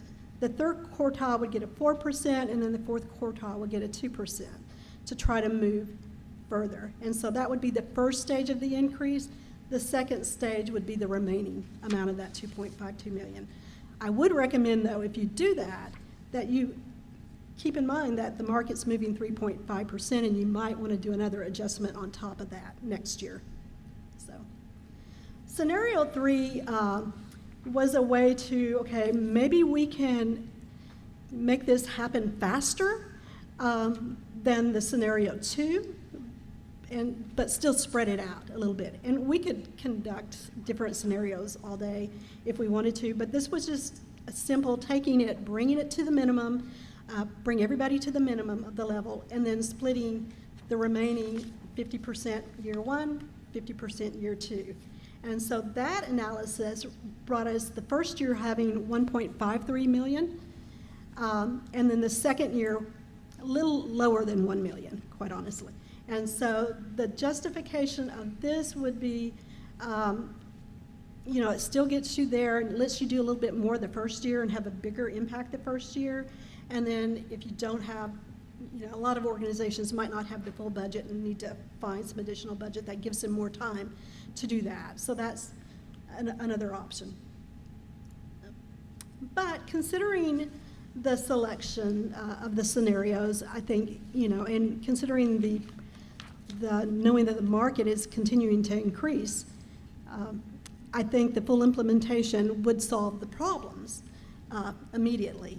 So that's why that's the recommendation. We all want to do what we can if we can do it. And so that's the number one recommendation, but we hope that we've given you some other options to move closer if that is not a possibility. And then just to recap my recommendations, I want to stress once again that, even if you put money into one of the scenarios that I presented, it's hard to operate if you don't have that grade structure, right, when you're bringing people in and that type of thing. So I highly recommend adopting the grade structure to help you move forward in taking care of your compensation needs. So that is my presentation. I'm happy to answer questions you might have, or Jason, you might want to correlate it back to what you said earlier. So. Yeah, so Michelle, again, gave a number of 13 point whatever million, and that again is a salary number only. So any increase to salary has a corresponding increase in sort of other payroll related things. So that's why we apply an added percentage on top of it. So it's the total cost is the 16 million number that's in the memo.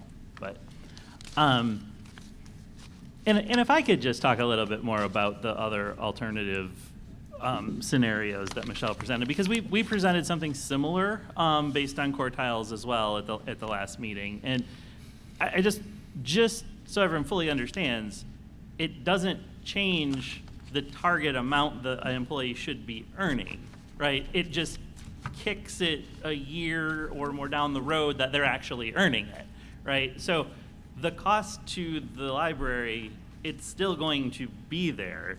It just keeps the employee from earning it, and as Michelle said, the market's moving at the same time, so it's not static. It will continue to go up. So, I mean, it really is advantageous to implement fully. Phasing in, and again, we haven't even talked about compression, but when I looked at some of the specific things, and I don't know using the figures that Michelle presented, but the scenarios that I worked up last month or 2 months ago, whenever that was, I had to come to those numbers because there were people right at the edge of the quartile where somebody that's currently earning less than someone jumps over them and is then earning more. So, I mean, the compression issues are real, and there will always be someone that comes out on the short end of the stick in a scenario unless you're putting everyone where they should be on the full structure. Very good. Do you have any projections or models on that could be looked at that used changes in workforce size? Because, I mean, a lot of places that have these problems have less employees the next year. I'm just saying, was that used in any of your tools? As far as projecting turnover, or elimination of positions. We did not do that for for the scope that we were looking at, but it's something we certainly could look at. And like, how many would it take? Like, if you could do a graph where it'd say if we had 2% less employees in every one of the categories, that would equal this much money, and then I could look at that chart and say, well, it's 3% instead, and that could be attained by not filling positions. Right. Like you said, there's a lot of open positions that aren't filled. Yeah, we typically see attrition being the main way. Right, I understand. I mean, I understand, but I mean, we have to look at everything. Oh, absolutely, absolutely. What I typically find is that it really comes to, okay, we need to reduce the budget by this %, and then we go from there and seeing what is most efficient. Now, from a compensation perspective, we are not going to know your critical needs as well as the internal. Yeah, I understand, yeah. Right. I just didn't know if your No, we haven't company looked at does that. that service. I'm sure they could help with that. I'm sure they could help with that, yeah. Ready to check it. Yeah, because when I worked, my first job out of college was for state of Illinois, and we were all union employees, and they decided they needed to get rid of a certain number of workforce, but they didn't want to actually come in and lay us all off, so they decided that they would make about 10% of us part-time, which took care of it because we all quit eventually. So I don't want to do that either, but I just need to know. I mean, that was part of the reasoning behind the libraries closing. Right, Was to and- eliminate work. Well, it was to reduce eliminate expenditures. Yeah, but Right. our main bulk of expenditures is employees by far. So I mean, so the main focus of the original plan that you had to close the libraries was to Yeah. eliminate employees. That was well, it was to, again, consolidate operations and reduce expenditures. And I mean, it's not just that. I mean, we've been working for years now to operate more efficiently. It is the entire motive behind centralizing phone calls, right? So you have a dedicated group of people answering the phones for the whole district. Well, That's that like makes sense. 4 people instead of people at every branch. So yeah, I mean, and we're always working with managers on staffing levels. And Yeah, okay. That all makes sense. I just want to make sure this comment is recorded somewhere, that the whole goal of this was to make sure that we were paying our staff what they should be earning. And the goal was not to look at how do we lose staff by doing this. We looked at how do we pay the staff. Well, yeah, but the way that was proposed to do that would have eliminated staff. It would have. Yeah. Yeah, it would have. It would have eliminated staff. If you close 3 libraries, it eliminates staff. That's what was proposed. That's all I'm saying. Right. So it's been something that was thought about. I'm not for that, but I'm just saying that that's definitely was part of the. It wasn't the goal, but it was to achieve the goal. That was. Yes. I mean, it was an outcome. Yes. Yeah.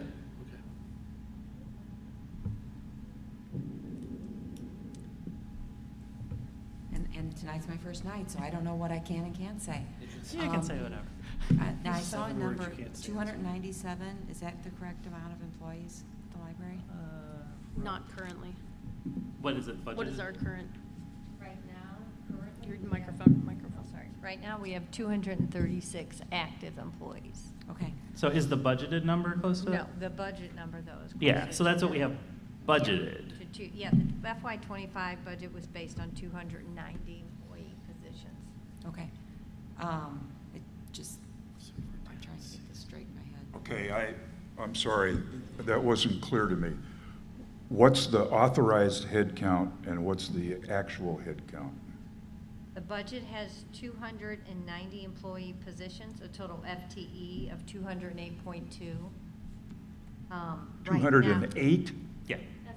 FTE, Yeah. total FTE. And currently, we have 249 active employees. How many FTEs? About 180 something. Well, with the old data at the 200, and, I'd have to look at the FTE on that. Yeah, isn't it in the report? 180.5. That's in your report that you get. So 180.5 full-time equivalents? Yes. All right. Yeah, and just for the benefit of the new folks, we talked about this as part of the budget, but because we have our largest location closed currently, we budgeted for those positions to be filled in January. So there were vacant positions, and we left, at the start of budgeting, we left many of those positions vacant and budgeted for them to be filled in January. So that's why it is lower now, because we have one large facility closed. But moving forward, once that facility is open again, we have to be staffed at a higher level. Yeah. Well, and that's also why we had to put positions back into the budget, was because when we decided we were not closing branches, we had to add those back in, knowing that January would be the date that MK, Middendorf-Cordell, opens up, and so staff would need to go back. So we would need to fill the vacancies at the other branches at that time, actually before that time. Yeah, because the fiscal year doesn't match the renovation. Why does the fiscal year July to June? Just to make things hard. It was like that when you got here? Oh, yeah. I mean, and it's actually very common for libraries to have It's that. common, Yeah. common for libraries as well as not-for-profits. Well, I know, the federal government used to do that, and then they couldn't get their budget or their appropriations passed by June 30th, and they kicked it to September, and they still can't get it done. The question I would pose is, if the fiscal year were calendar year, would that make life easier or more efficient in managing the planning and execution of an annual budget? How does it relate to knowing the tax rate and everything?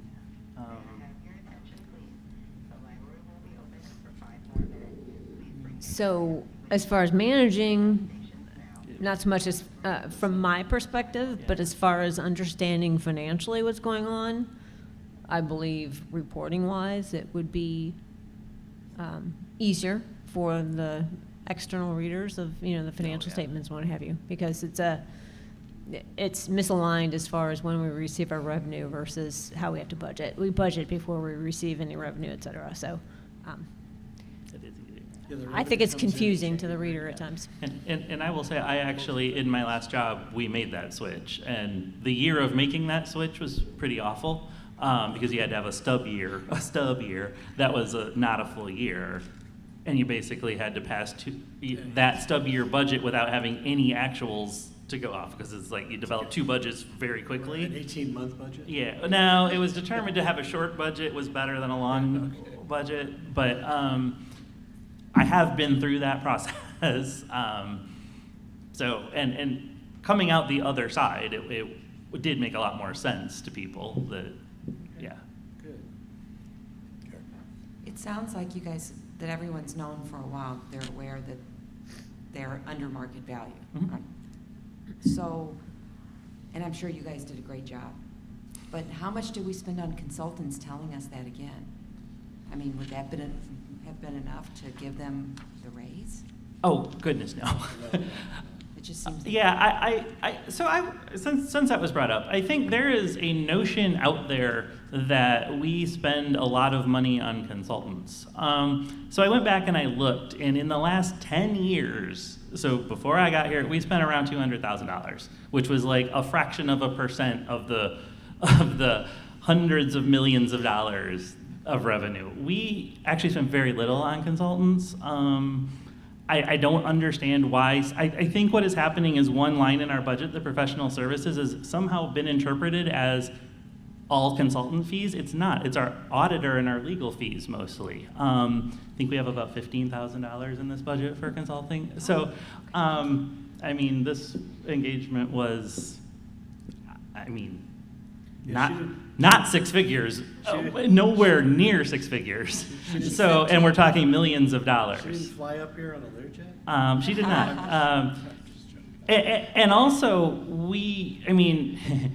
there is no one employed in the staff that can do this work, right? We're not compensation experts, and a lot of, I think, the issues are a history of making non-market-based decisions, and that is what, it wasn't just me, it was like sort of consensus of the board. We were going to stop doing that.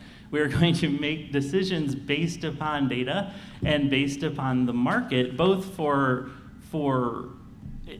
compensation and everything else. So, like I said, we're the 123rd largest library in the nation of nearly 10,000 libraries. So, that it would be incredibly atypical of us to a library of this size and this scope with $25 million in revenue to just have librarians guess at what we should be paying people. Yeah, and we do quite a few library systems. So Central Arkansas is, in Little Rock is another one that we do.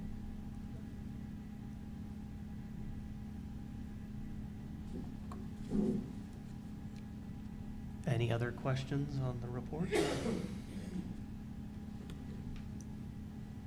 Okay, thank you. Well, what are next steps that you contemplate?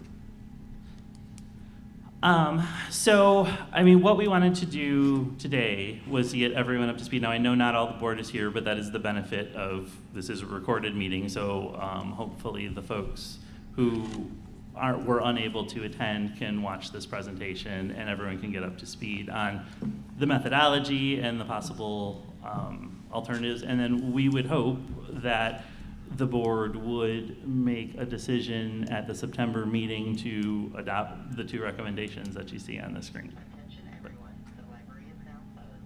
We will reopen tomorrow. Thank you for visiting the Spencer Branch Library. Speculating that the board will not be fully staffed by the September meeting. What's the impact of rolling that decision over to October? I mean, the impact is just a longer uncertainty, I think. I mean, once the decision is made, there needs to be a few months worth of sort of time to implement and put the changes through. So it's not like tomorrow everyone's getting paid more, once the board. Yeah. So, I mean, I don't know. We wouldn't have a timeline on when it would be implemented yet. I mean, we could look at a calendar year situation, or in January it would go into effect. So, I mean, really, I think the impact is more almost on the staff who have been waiting and waiting and waiting to hear some sort of resolution on this. I think that's the greatest impact.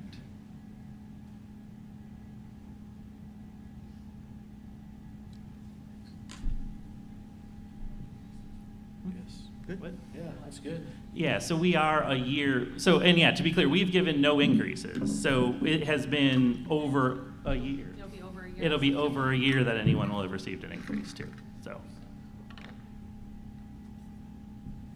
Did you say that there is a raises already in the budget? So they were factored into the budget. We presented a budget with a 7% increase. The board passed that budget, but with the caveat that we not actually implement that 7% increase. So the number that you see in the budget has 7% on it, but we were directed not to give that 7%. And not because the board didn't want staff to get increases, but they wanted additional work done to see, if this could be done, we could fully implement it or more. So I don't want anyone to misunderstand that the board said don't give raises.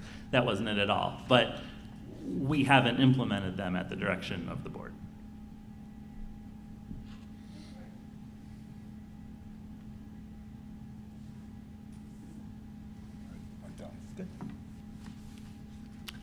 Okay, again, thank you. Yep. Next up on the agenda, new business, we have agenda item 25-05, FY24 State of the Library Report. All right, more listening to me talk. So this is a report that I give annually within 60 days of the close of the previous fiscal year. And you have a sort of a number of charts and a memo in your packet. It's 8 pages. And I just I'll go through it a little bit and discuss some of the highlights. When I was giving the statistical report, I mentioned that we use this aggregate number to determine how the library is being used, if it's being used more or less. And you can see under library usage on page 1, that first chart, overall, in fiscal 24, the library was used 1.8% more than it was in fiscal 23. But then you could see each individual category that I mentioned, that some of those were used more, some of those were used less. I think in particular, one that jumps out is library visits were down 2.5%. Now, a piece of that could be we've had a building closed the whole time. So I don't want to downplay that because that could certainly have impacted the people through the doors. But at the same time, you see our classes, events, and outreach attendance are up 10.8%. So those are also things that require physical attendance in a building. And those went up over 10%, while overall people through the door went down. So we're seeing that people coming to events is actually driving attendance up, but the overall attendance is coming down. So folks using the library for things other than attending a program are actually decreasing at an even greater rate. And you can see that I included at the bottom of page 1 a pretty significant downward trend back to fiscal 16 in library visits. And it's the whole COVID pandemic is kind of frustrating every chart because you see that fiscal 20 to 22, there's always going to be this anomaly in there. You see why that drastic decrease. But you'll see there was a decrease prior to that, and we have built sort of back up to where we were by fiscal 23, but then we started decreasing again. And a lot of that is really a shift in, I think, habits, partly that were exacerbated through COVID in terms of folks using remote things. They might be coming to the drive up more, they might be using ebooks more, they might be taking more advantage of our remote things, our remote offerings. So it does seem to have signaled a shift in the way people are using the library, at least now, but the overall downward trend in people coming physically to the library, and this is something that is shared nationwide, that for traditional reasons is decreasing. Page 2, though, looks at circulation, and that's another piece that libraries throughout the country have seen decreasing overall circulation for many years. You see the big sort of dip there for COVID, obviously, but it wasn't as great a dip as we saw in people coming through the doors because we still had a lot of ways that people could check out items. We offered drive-up or curbside service. We really focused on ebooks, and a lot of people gravitated toward ebooks. So, but looking at total circulation, we're actually now seeing even an increase from fiscal 23 to fiscal 24. And that's something not a lot of libraries are seeing. So that is actually something I think we can be really proud of, that we have sort of reversed the trend of overall circulation decreasing, and it is now increasing beyond the level that it had dipped for COVID. So that's a great thing. A piece of that, though, is what you see in the two charts at the bottom of page 2. And that is the shift in format of what people are checking out. And so we have seen a definite shift in people gravitating toward electronic media, so ebooks, e-audiobooks. That total circulation increase is being driven by the increase in electronic media. Our print circulation has gone down. And so if we were just looking at print circulation, we would see a decrease. But you can see the fairly significant increasing trend from fiscal 18 through fiscal 24, that it is continuing to increase. It wasn't just a bump from COVID because it has increased since then. And we're now up to about 26% of our overall circulation is electronic media. I think there's no reason we have to think that trend will not continue. And there are libraries across the country. There are some libraries that are seeing more circulation of digital materials than physical materials now. So it is something that if we're thinking about the state of the library, it is not something we can ignore, right? It's not necessarily even something we are pushing. Our offerings are driven by consumer demand, and this is what our public is doing. So it's significant, though, in that, and these are things that we've talked about a lot, but for the new folks here, if you haven't heard, electronic media, so ebooks, e-audiobooks, are significantly more expensive than print ones. So both in the fact that the actual items themselves are significantly more expensive, and also the fact that we don't own them. We say we buy them, but we're effectively leasing them. And the publishers, in many cases, have sort of an expiration to that lease term, either by the number of times they've been checked out or how long we have had them. And if we want to continue to have them, we have to re-buy them or release them. Many times this is within a window that they are still popular and still being checked out. And unfortunately, unlike print materials, that if you purchase something 2 years after it was released, you're probably buying it at a discount. You might be buying it in a paperback edition. We don't see those discounts in ebooks. They're still charging the new price. And it's just, I mean, and they're just doing it because they can get away with it. I mean, there is no extra cost for them to do this. No, there's less cost. It costs them Yeah, less. absolutely. I mean, so are all the publishers, are they selling their rights to like 2 or 3 big digital providers? Well, so instead of 100 publishers, you really got like 4 or 5. Well, first of all, I'll have to stop you at 100 publishers because there are only 5 now. 5? Yeah, Is that right? So that is actually a lot of what, I mean, if we want to get into sort of like the nitty-gritty of the publishing industry. So we need antitrust. Yeah, I mean, there has been tremendous consolidation in the publishing industry. There are basically 5 publishers now. And there's all kinds of imprints, so you'll see all sorts of names, but really it's 5. And I mean, it's actually kind of fascinating and horrifying that the publishing industry now, and I heard, like, there used to be sort of the people in charge of publishing houses. Yes, they were money people, but they were still book people, right? They ran publishing houses because they were passionate about publishing and about literature. Now it's just their CEOs, and so they're not cultivating mid-list authors. They're not trying to sort of, bring in the person who isn't, the author that's not popular right now and help grow them and things like that. So you hear about authors. Authors aren't making much money unless you're John Grisham.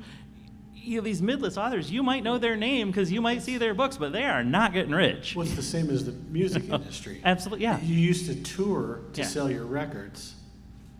Now, you give away your music almost. You don't make any money. You only make money on the touring. Yeah. But the book, but if the book guy comes here, we're not going to pay him $50,000 to come sit here and talk about his book, where we would go pay a band to that. So I mean, that's interesting. I mean, legislative. I did talk to the lobbyist a few weeks ago for the state library. I ran into him in Jeff City, and I was talking about this, and he was like, "What are they, nationally? What is, being done in Congress to try to,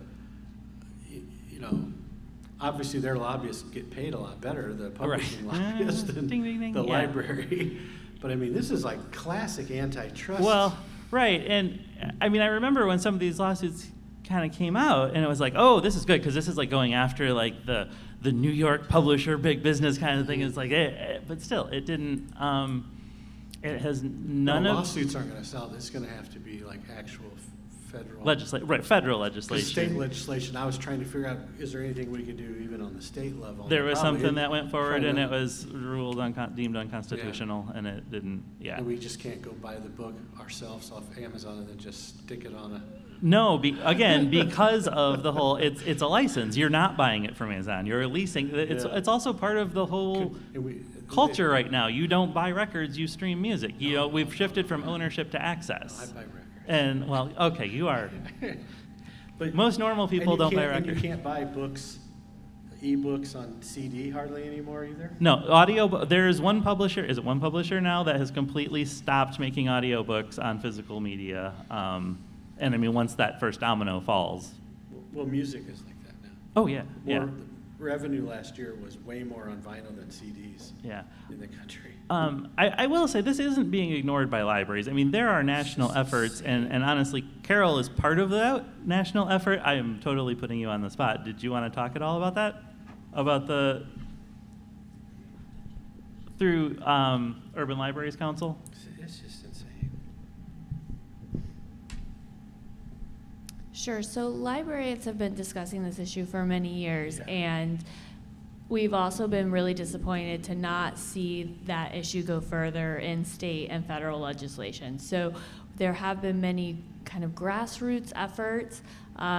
We are really good at organizing in libraries, and right now there are several national level initiatives, not just in the US, but also including large libraries in Canada, where we're working together to try to raise awareness of this issue. Again, the average citizen maybe doesn't understand it, know anything about it. They just want to check out a good book from their library in multiple formats. So I've been working on a team with the Urban Libraries Council for a little over a year on this initiative. We are continuing to work. We're reaching out to publishers. We're reaching out to the vendors that sell that media, and we're trying to get the attention of those people and have at least start the conversation, like what would work for libraries, what would work for our customers, and how we can make this sustainable into the future. Because when the use of the resource goes up, but the cost is also going up dramatically, it is very hard to think about how we're going to make that sustainable for the library's budget year after year after year and meet what our customer needs and wants. So, and I think when we talked in prior meetings is a lot of the reordering is based on how many holds there are, and maybe that's one of the things that we talked about in the past, that we can maybe get a better look at that of we don't want to charge people, but maybe have a number of holds that a person, can we do an analysis of the average number of holds that people have? I mean, is it broke down by a user and say, hey, look, there's a whole bunch of people that have 20 or 30 books, and they're not going to get to, that's maybe helping drive up our reordering earlier than it needs to be. Would a limit on holds, like you can have 5 or 10, I don't know the number, but is something like that possible that could reduce, I'm not going to reduce $50,000 a month, I know, but is it going to reduce something? Because it's like on you're on eBay. I may like 80 things, I'm going to buy like one of them.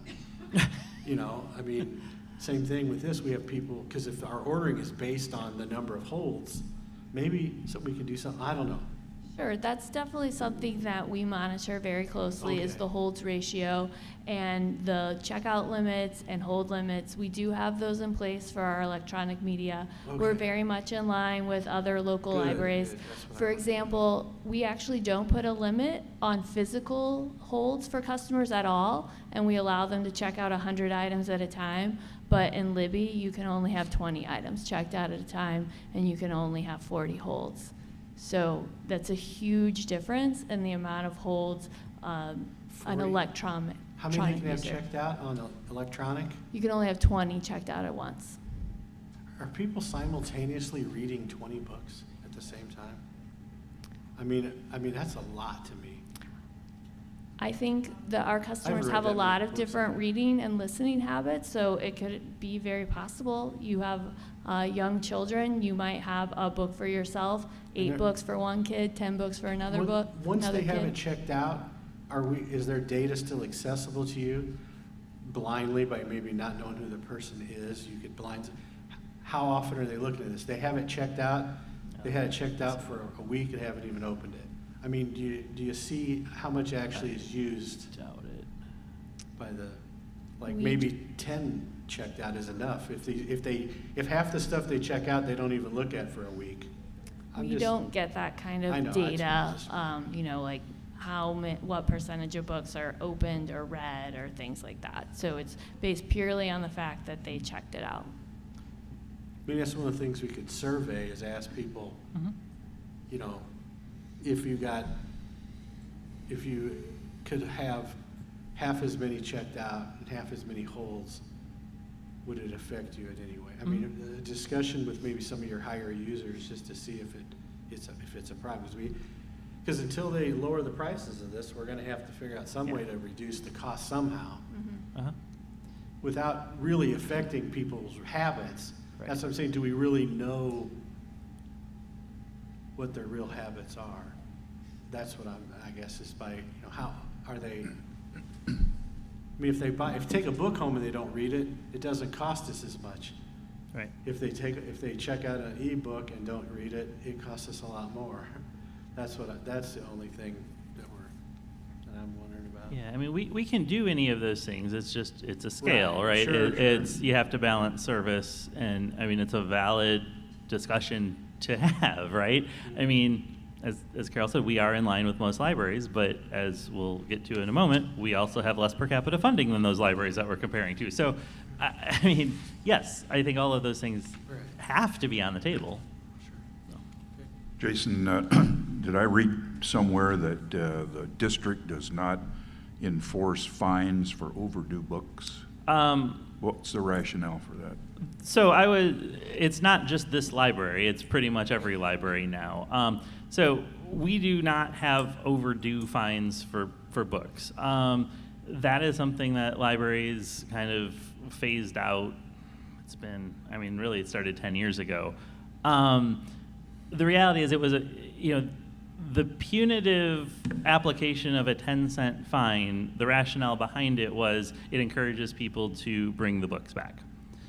It doesn't. All the studies showed that it didn't, because, I mean, just the amount of money that is, it didn't necessarily drive, people just kept them out if they wanted to keep them out. But what it did is it affected the people who needed the library the most, or the people least able to pay it, and it was a barrier to service. They're also the ones that would have the least ability often to get to the library to have them returned.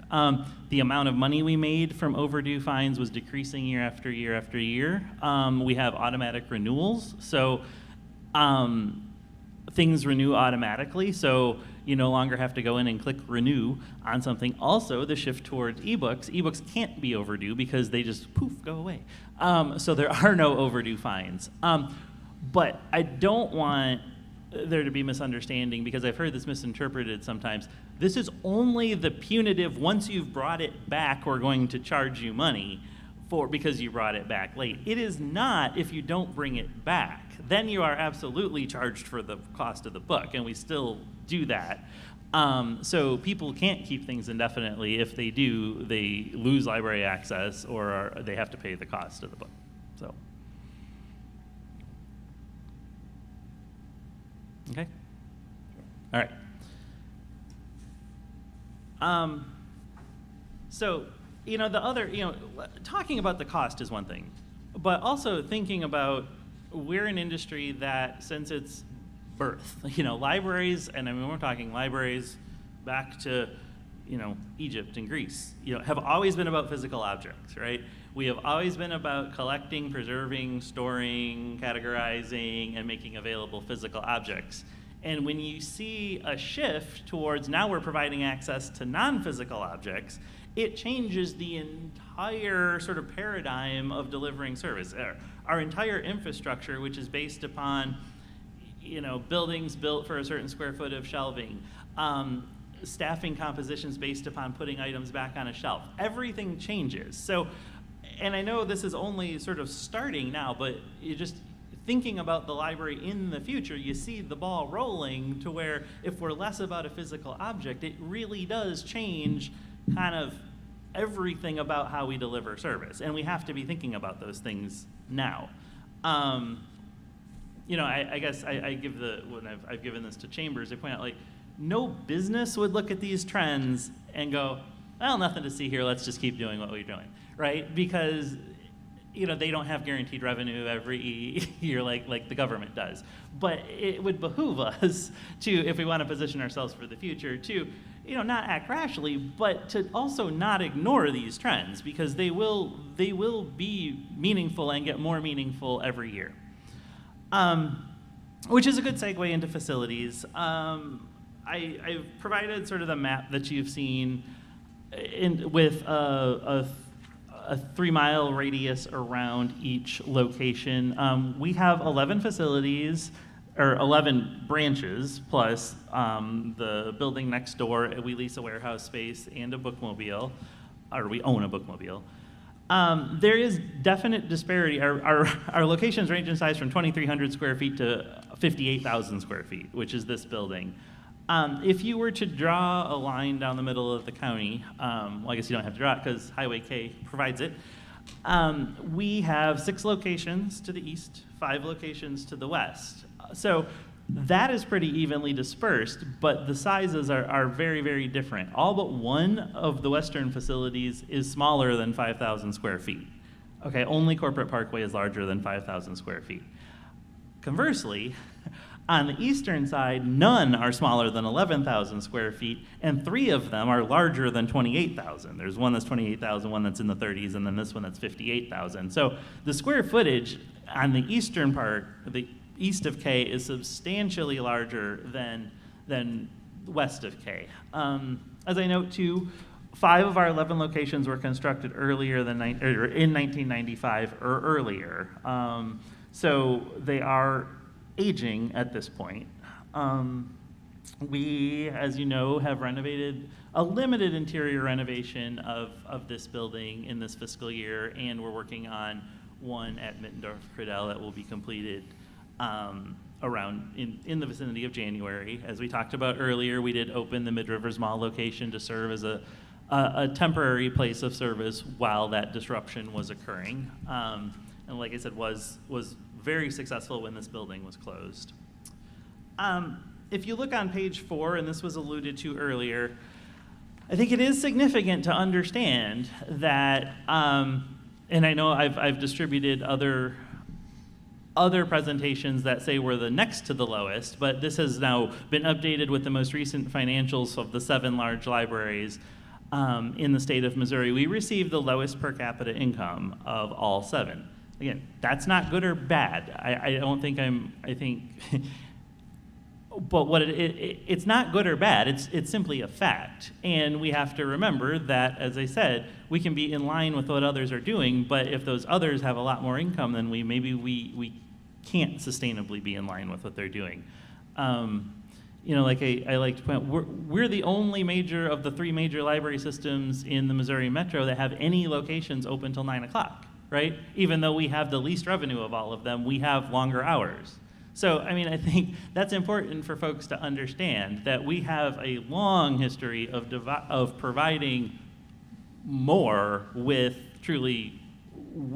limited revenues and with less. So, and we have a very strong total net position. I think what has gotten very mixed up in discussions about our operating expenditures are that somehow we're facing a financial crisis, and that's just not the case. Balance sheet is strong. Our audit every year shows an increase in our total net position when you include capital assets. So we have no debt at all. So all of that is I think, testament to the work that's done by staff here, and it dates back. It's not just in recent, but I think in the history of the district, we've always been very frugal and very conscious of maintaining sort of that fiscal responsibility. Where we do have concern, though, is in the costs, the operating costs, so just the cost of keeping the doors open. And like on page 5, you'll see that's divided into 4 main areas. So salaries and benefits, which kind of range from 60 to 65% of our operating budget. Materials, so the things we check out, approximately 15 to 20% of our operating budget. Sort of operations, which are utilities, supplies, ground maintenance, is 10 to 15, and then technology and telecommunications, the non-capital piece of that, is about 5 to 10%. So, and overall, we are seeing an increase in operating expenditures that exceeds increases in revenue. And that's something that has to be addressed. On page 5, you can see the increase. So salaries and benefits have increased from $11.2 million in fiscal 16 to last year, and these are unaudited numbers, but about $12.3 million. So you see that has increased. And then I think more notable, though, you look at the cost of FTE. Our FTEs right now, budgeted FTEs are 210. That's right around where they were in 2016. So we are staffed at, it roughly fluctuated in there, but we're staffed at roughly the same level that we were in 2016. But the cost per FTE has gone up from 53,000 to 58,000.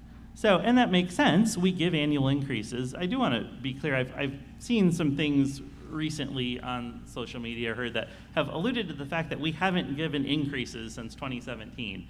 And I mean, that's just not the case. That's why we see the staffing costs go up. From fiscal 17 through fiscal 20, we gave a 3% increase every year. That was actually written into policy. We could give a 3% or nothing. Then the board had, I mean, Justin, you'll remember this, but discussions around the pandemic about, okay, there's all this uncertainty, what do we do? So we did not give an increase in fiscal 21, which is very similar to what a lot of organizations were doing. And then in 22, it was 2%, 23, it was 5%, and 24, it was 10%. So unsure where the notion that we haven't given increases since 2017 has come from, but it's clearly not the case. You do see the big jump around fiscal 20, that's sort of the pre-COVID, and that's what I'm referring to.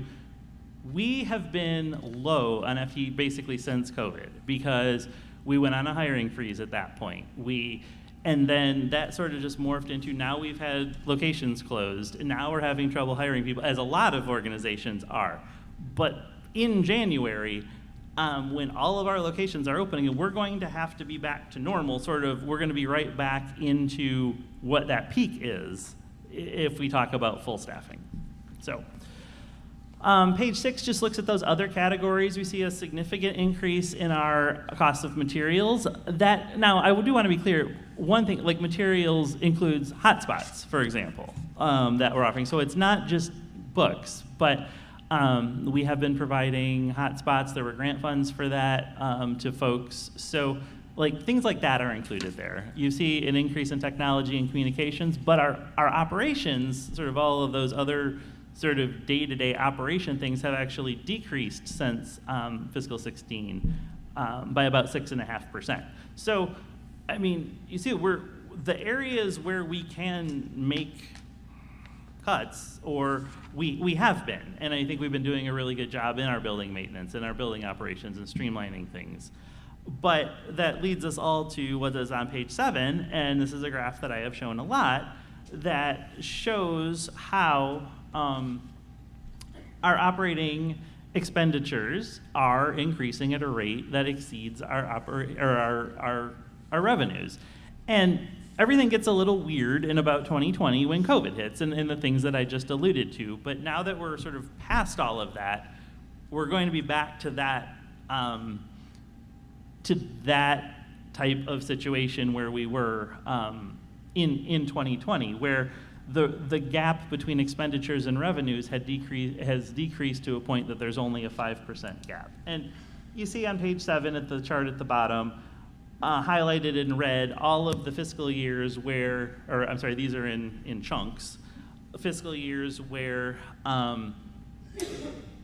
revenues have been, increases in revenue have been less than increases in operating expenditures.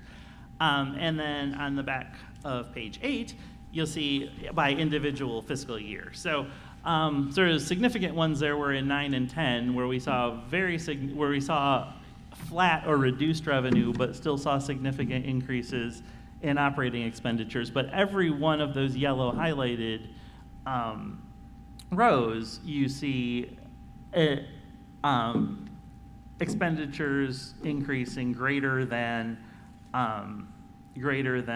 revenue increases. So I think that's what we need to look at. And so refer back to the scenarios that I showed as part of the salary structure piece, when we have to sort of estimate or kind of project what a possible revenue increase would be relative to an operating expenditure increase. And you see the history here. So like in 21, revenues went up 3%. Expenditures went way down, but again, that was because of COVID. But you go back to 19, revenues were up 3%, expenditures were up 5%. 20, revenues were up 1%, expenditures were up 5%. So, I mean, you can kind of map out, if that were the scenario, you could see where we would be years in the future. And that's what we have to sort of reverse, and we have to diligently work, and that's why I think it's important to put a finance committee together that looks really hard at this, and so it does, what it balances that okay, what service should we be providing with the revenue that we have and the cost of things, and make that determination that we're sort of all on board with, and that, you know, we acknowledge what the trade-offs are. So that was long and rambling. Can I answer any questions that you have? Yeah.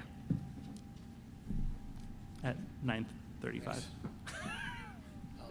I'll ask you next month. Okay, and yeah, by all means, if you have questions, do not hesitate to contact me later by phone, text, email. Smoke signal. Any questions? I have none. Microphone is Okay. still on. I only have one question Yeah. about the materials. Uh-huh. There's a huge jump from 23 to 24. Yeah. You said hotspots? That is part of it. We also, here's the thing, we had the revenue to dedicate more to, I mean, a lot of it is electronic media, and we were able to reduce wait times. I understand that's what we're talking about now, but it is in our strategic plan to reduce wait times. Now, if we want to go back and sort of re-talk about that, we can and we should. But yeah, that was, we had some opportunities to put more money into materials. So, but and actually, since I just brought that up, you know, I don't want anyone to forget that we do have a strategic plan in place that was discussed in public, that was approved by the board, right? So that is a directive to staff to follow that strategic plan. Now we're talking about things that are in that strategic plan that we might not want to do, and that's fine. But as of right now, we have been charged with following that strategic plan. That was developed over a long process with a lot of input. It wasn't, you know, sort of staff saying this is what we're going to do. It wasn't a staff vision. It was, I mean, we are charged by the board. I would be insubordinate if I wasn't following that strategic plan. So if we want to take a pause on it, I think that has to be done through a board motion, because there was a board motion to adopt it and to follow it. So, which I do think that ties directly to the state of the library. I'd like to have a copy of the strategic plan. Okay, I think you actually have one. Yeah, it would be in the binder that. Ah. Yep. Okay, it's a very thick binder. It is. It is. The plan itself is not that thick. It's also online. Yeah, I think I need to look at that more. Okay. Any other I'll admit that. questions, comments on Jason's presentation? Thank you. Yeah, this is actually going back to the salary structure piece. But if there are questions that you need answered, or that like prior to that September meeting, please let us know. You can send me an email, because we would need to kind of, if there's things that we need to loop in with Michelle about. So we want to have all the information that you need to make a decision. Okay, perfect. Thank you. You're welcome. Okay, the next item on our agenda is a closed session. However, since it has been already noted, we do not have a quorum. I will not entertain a motion for a closed session. However, I will entertain a motion for adjournment. So moved. So Is there a second? He moved fast. I'll second. We have a motion and a second. All in favor? Aye. Aye. Any opposed?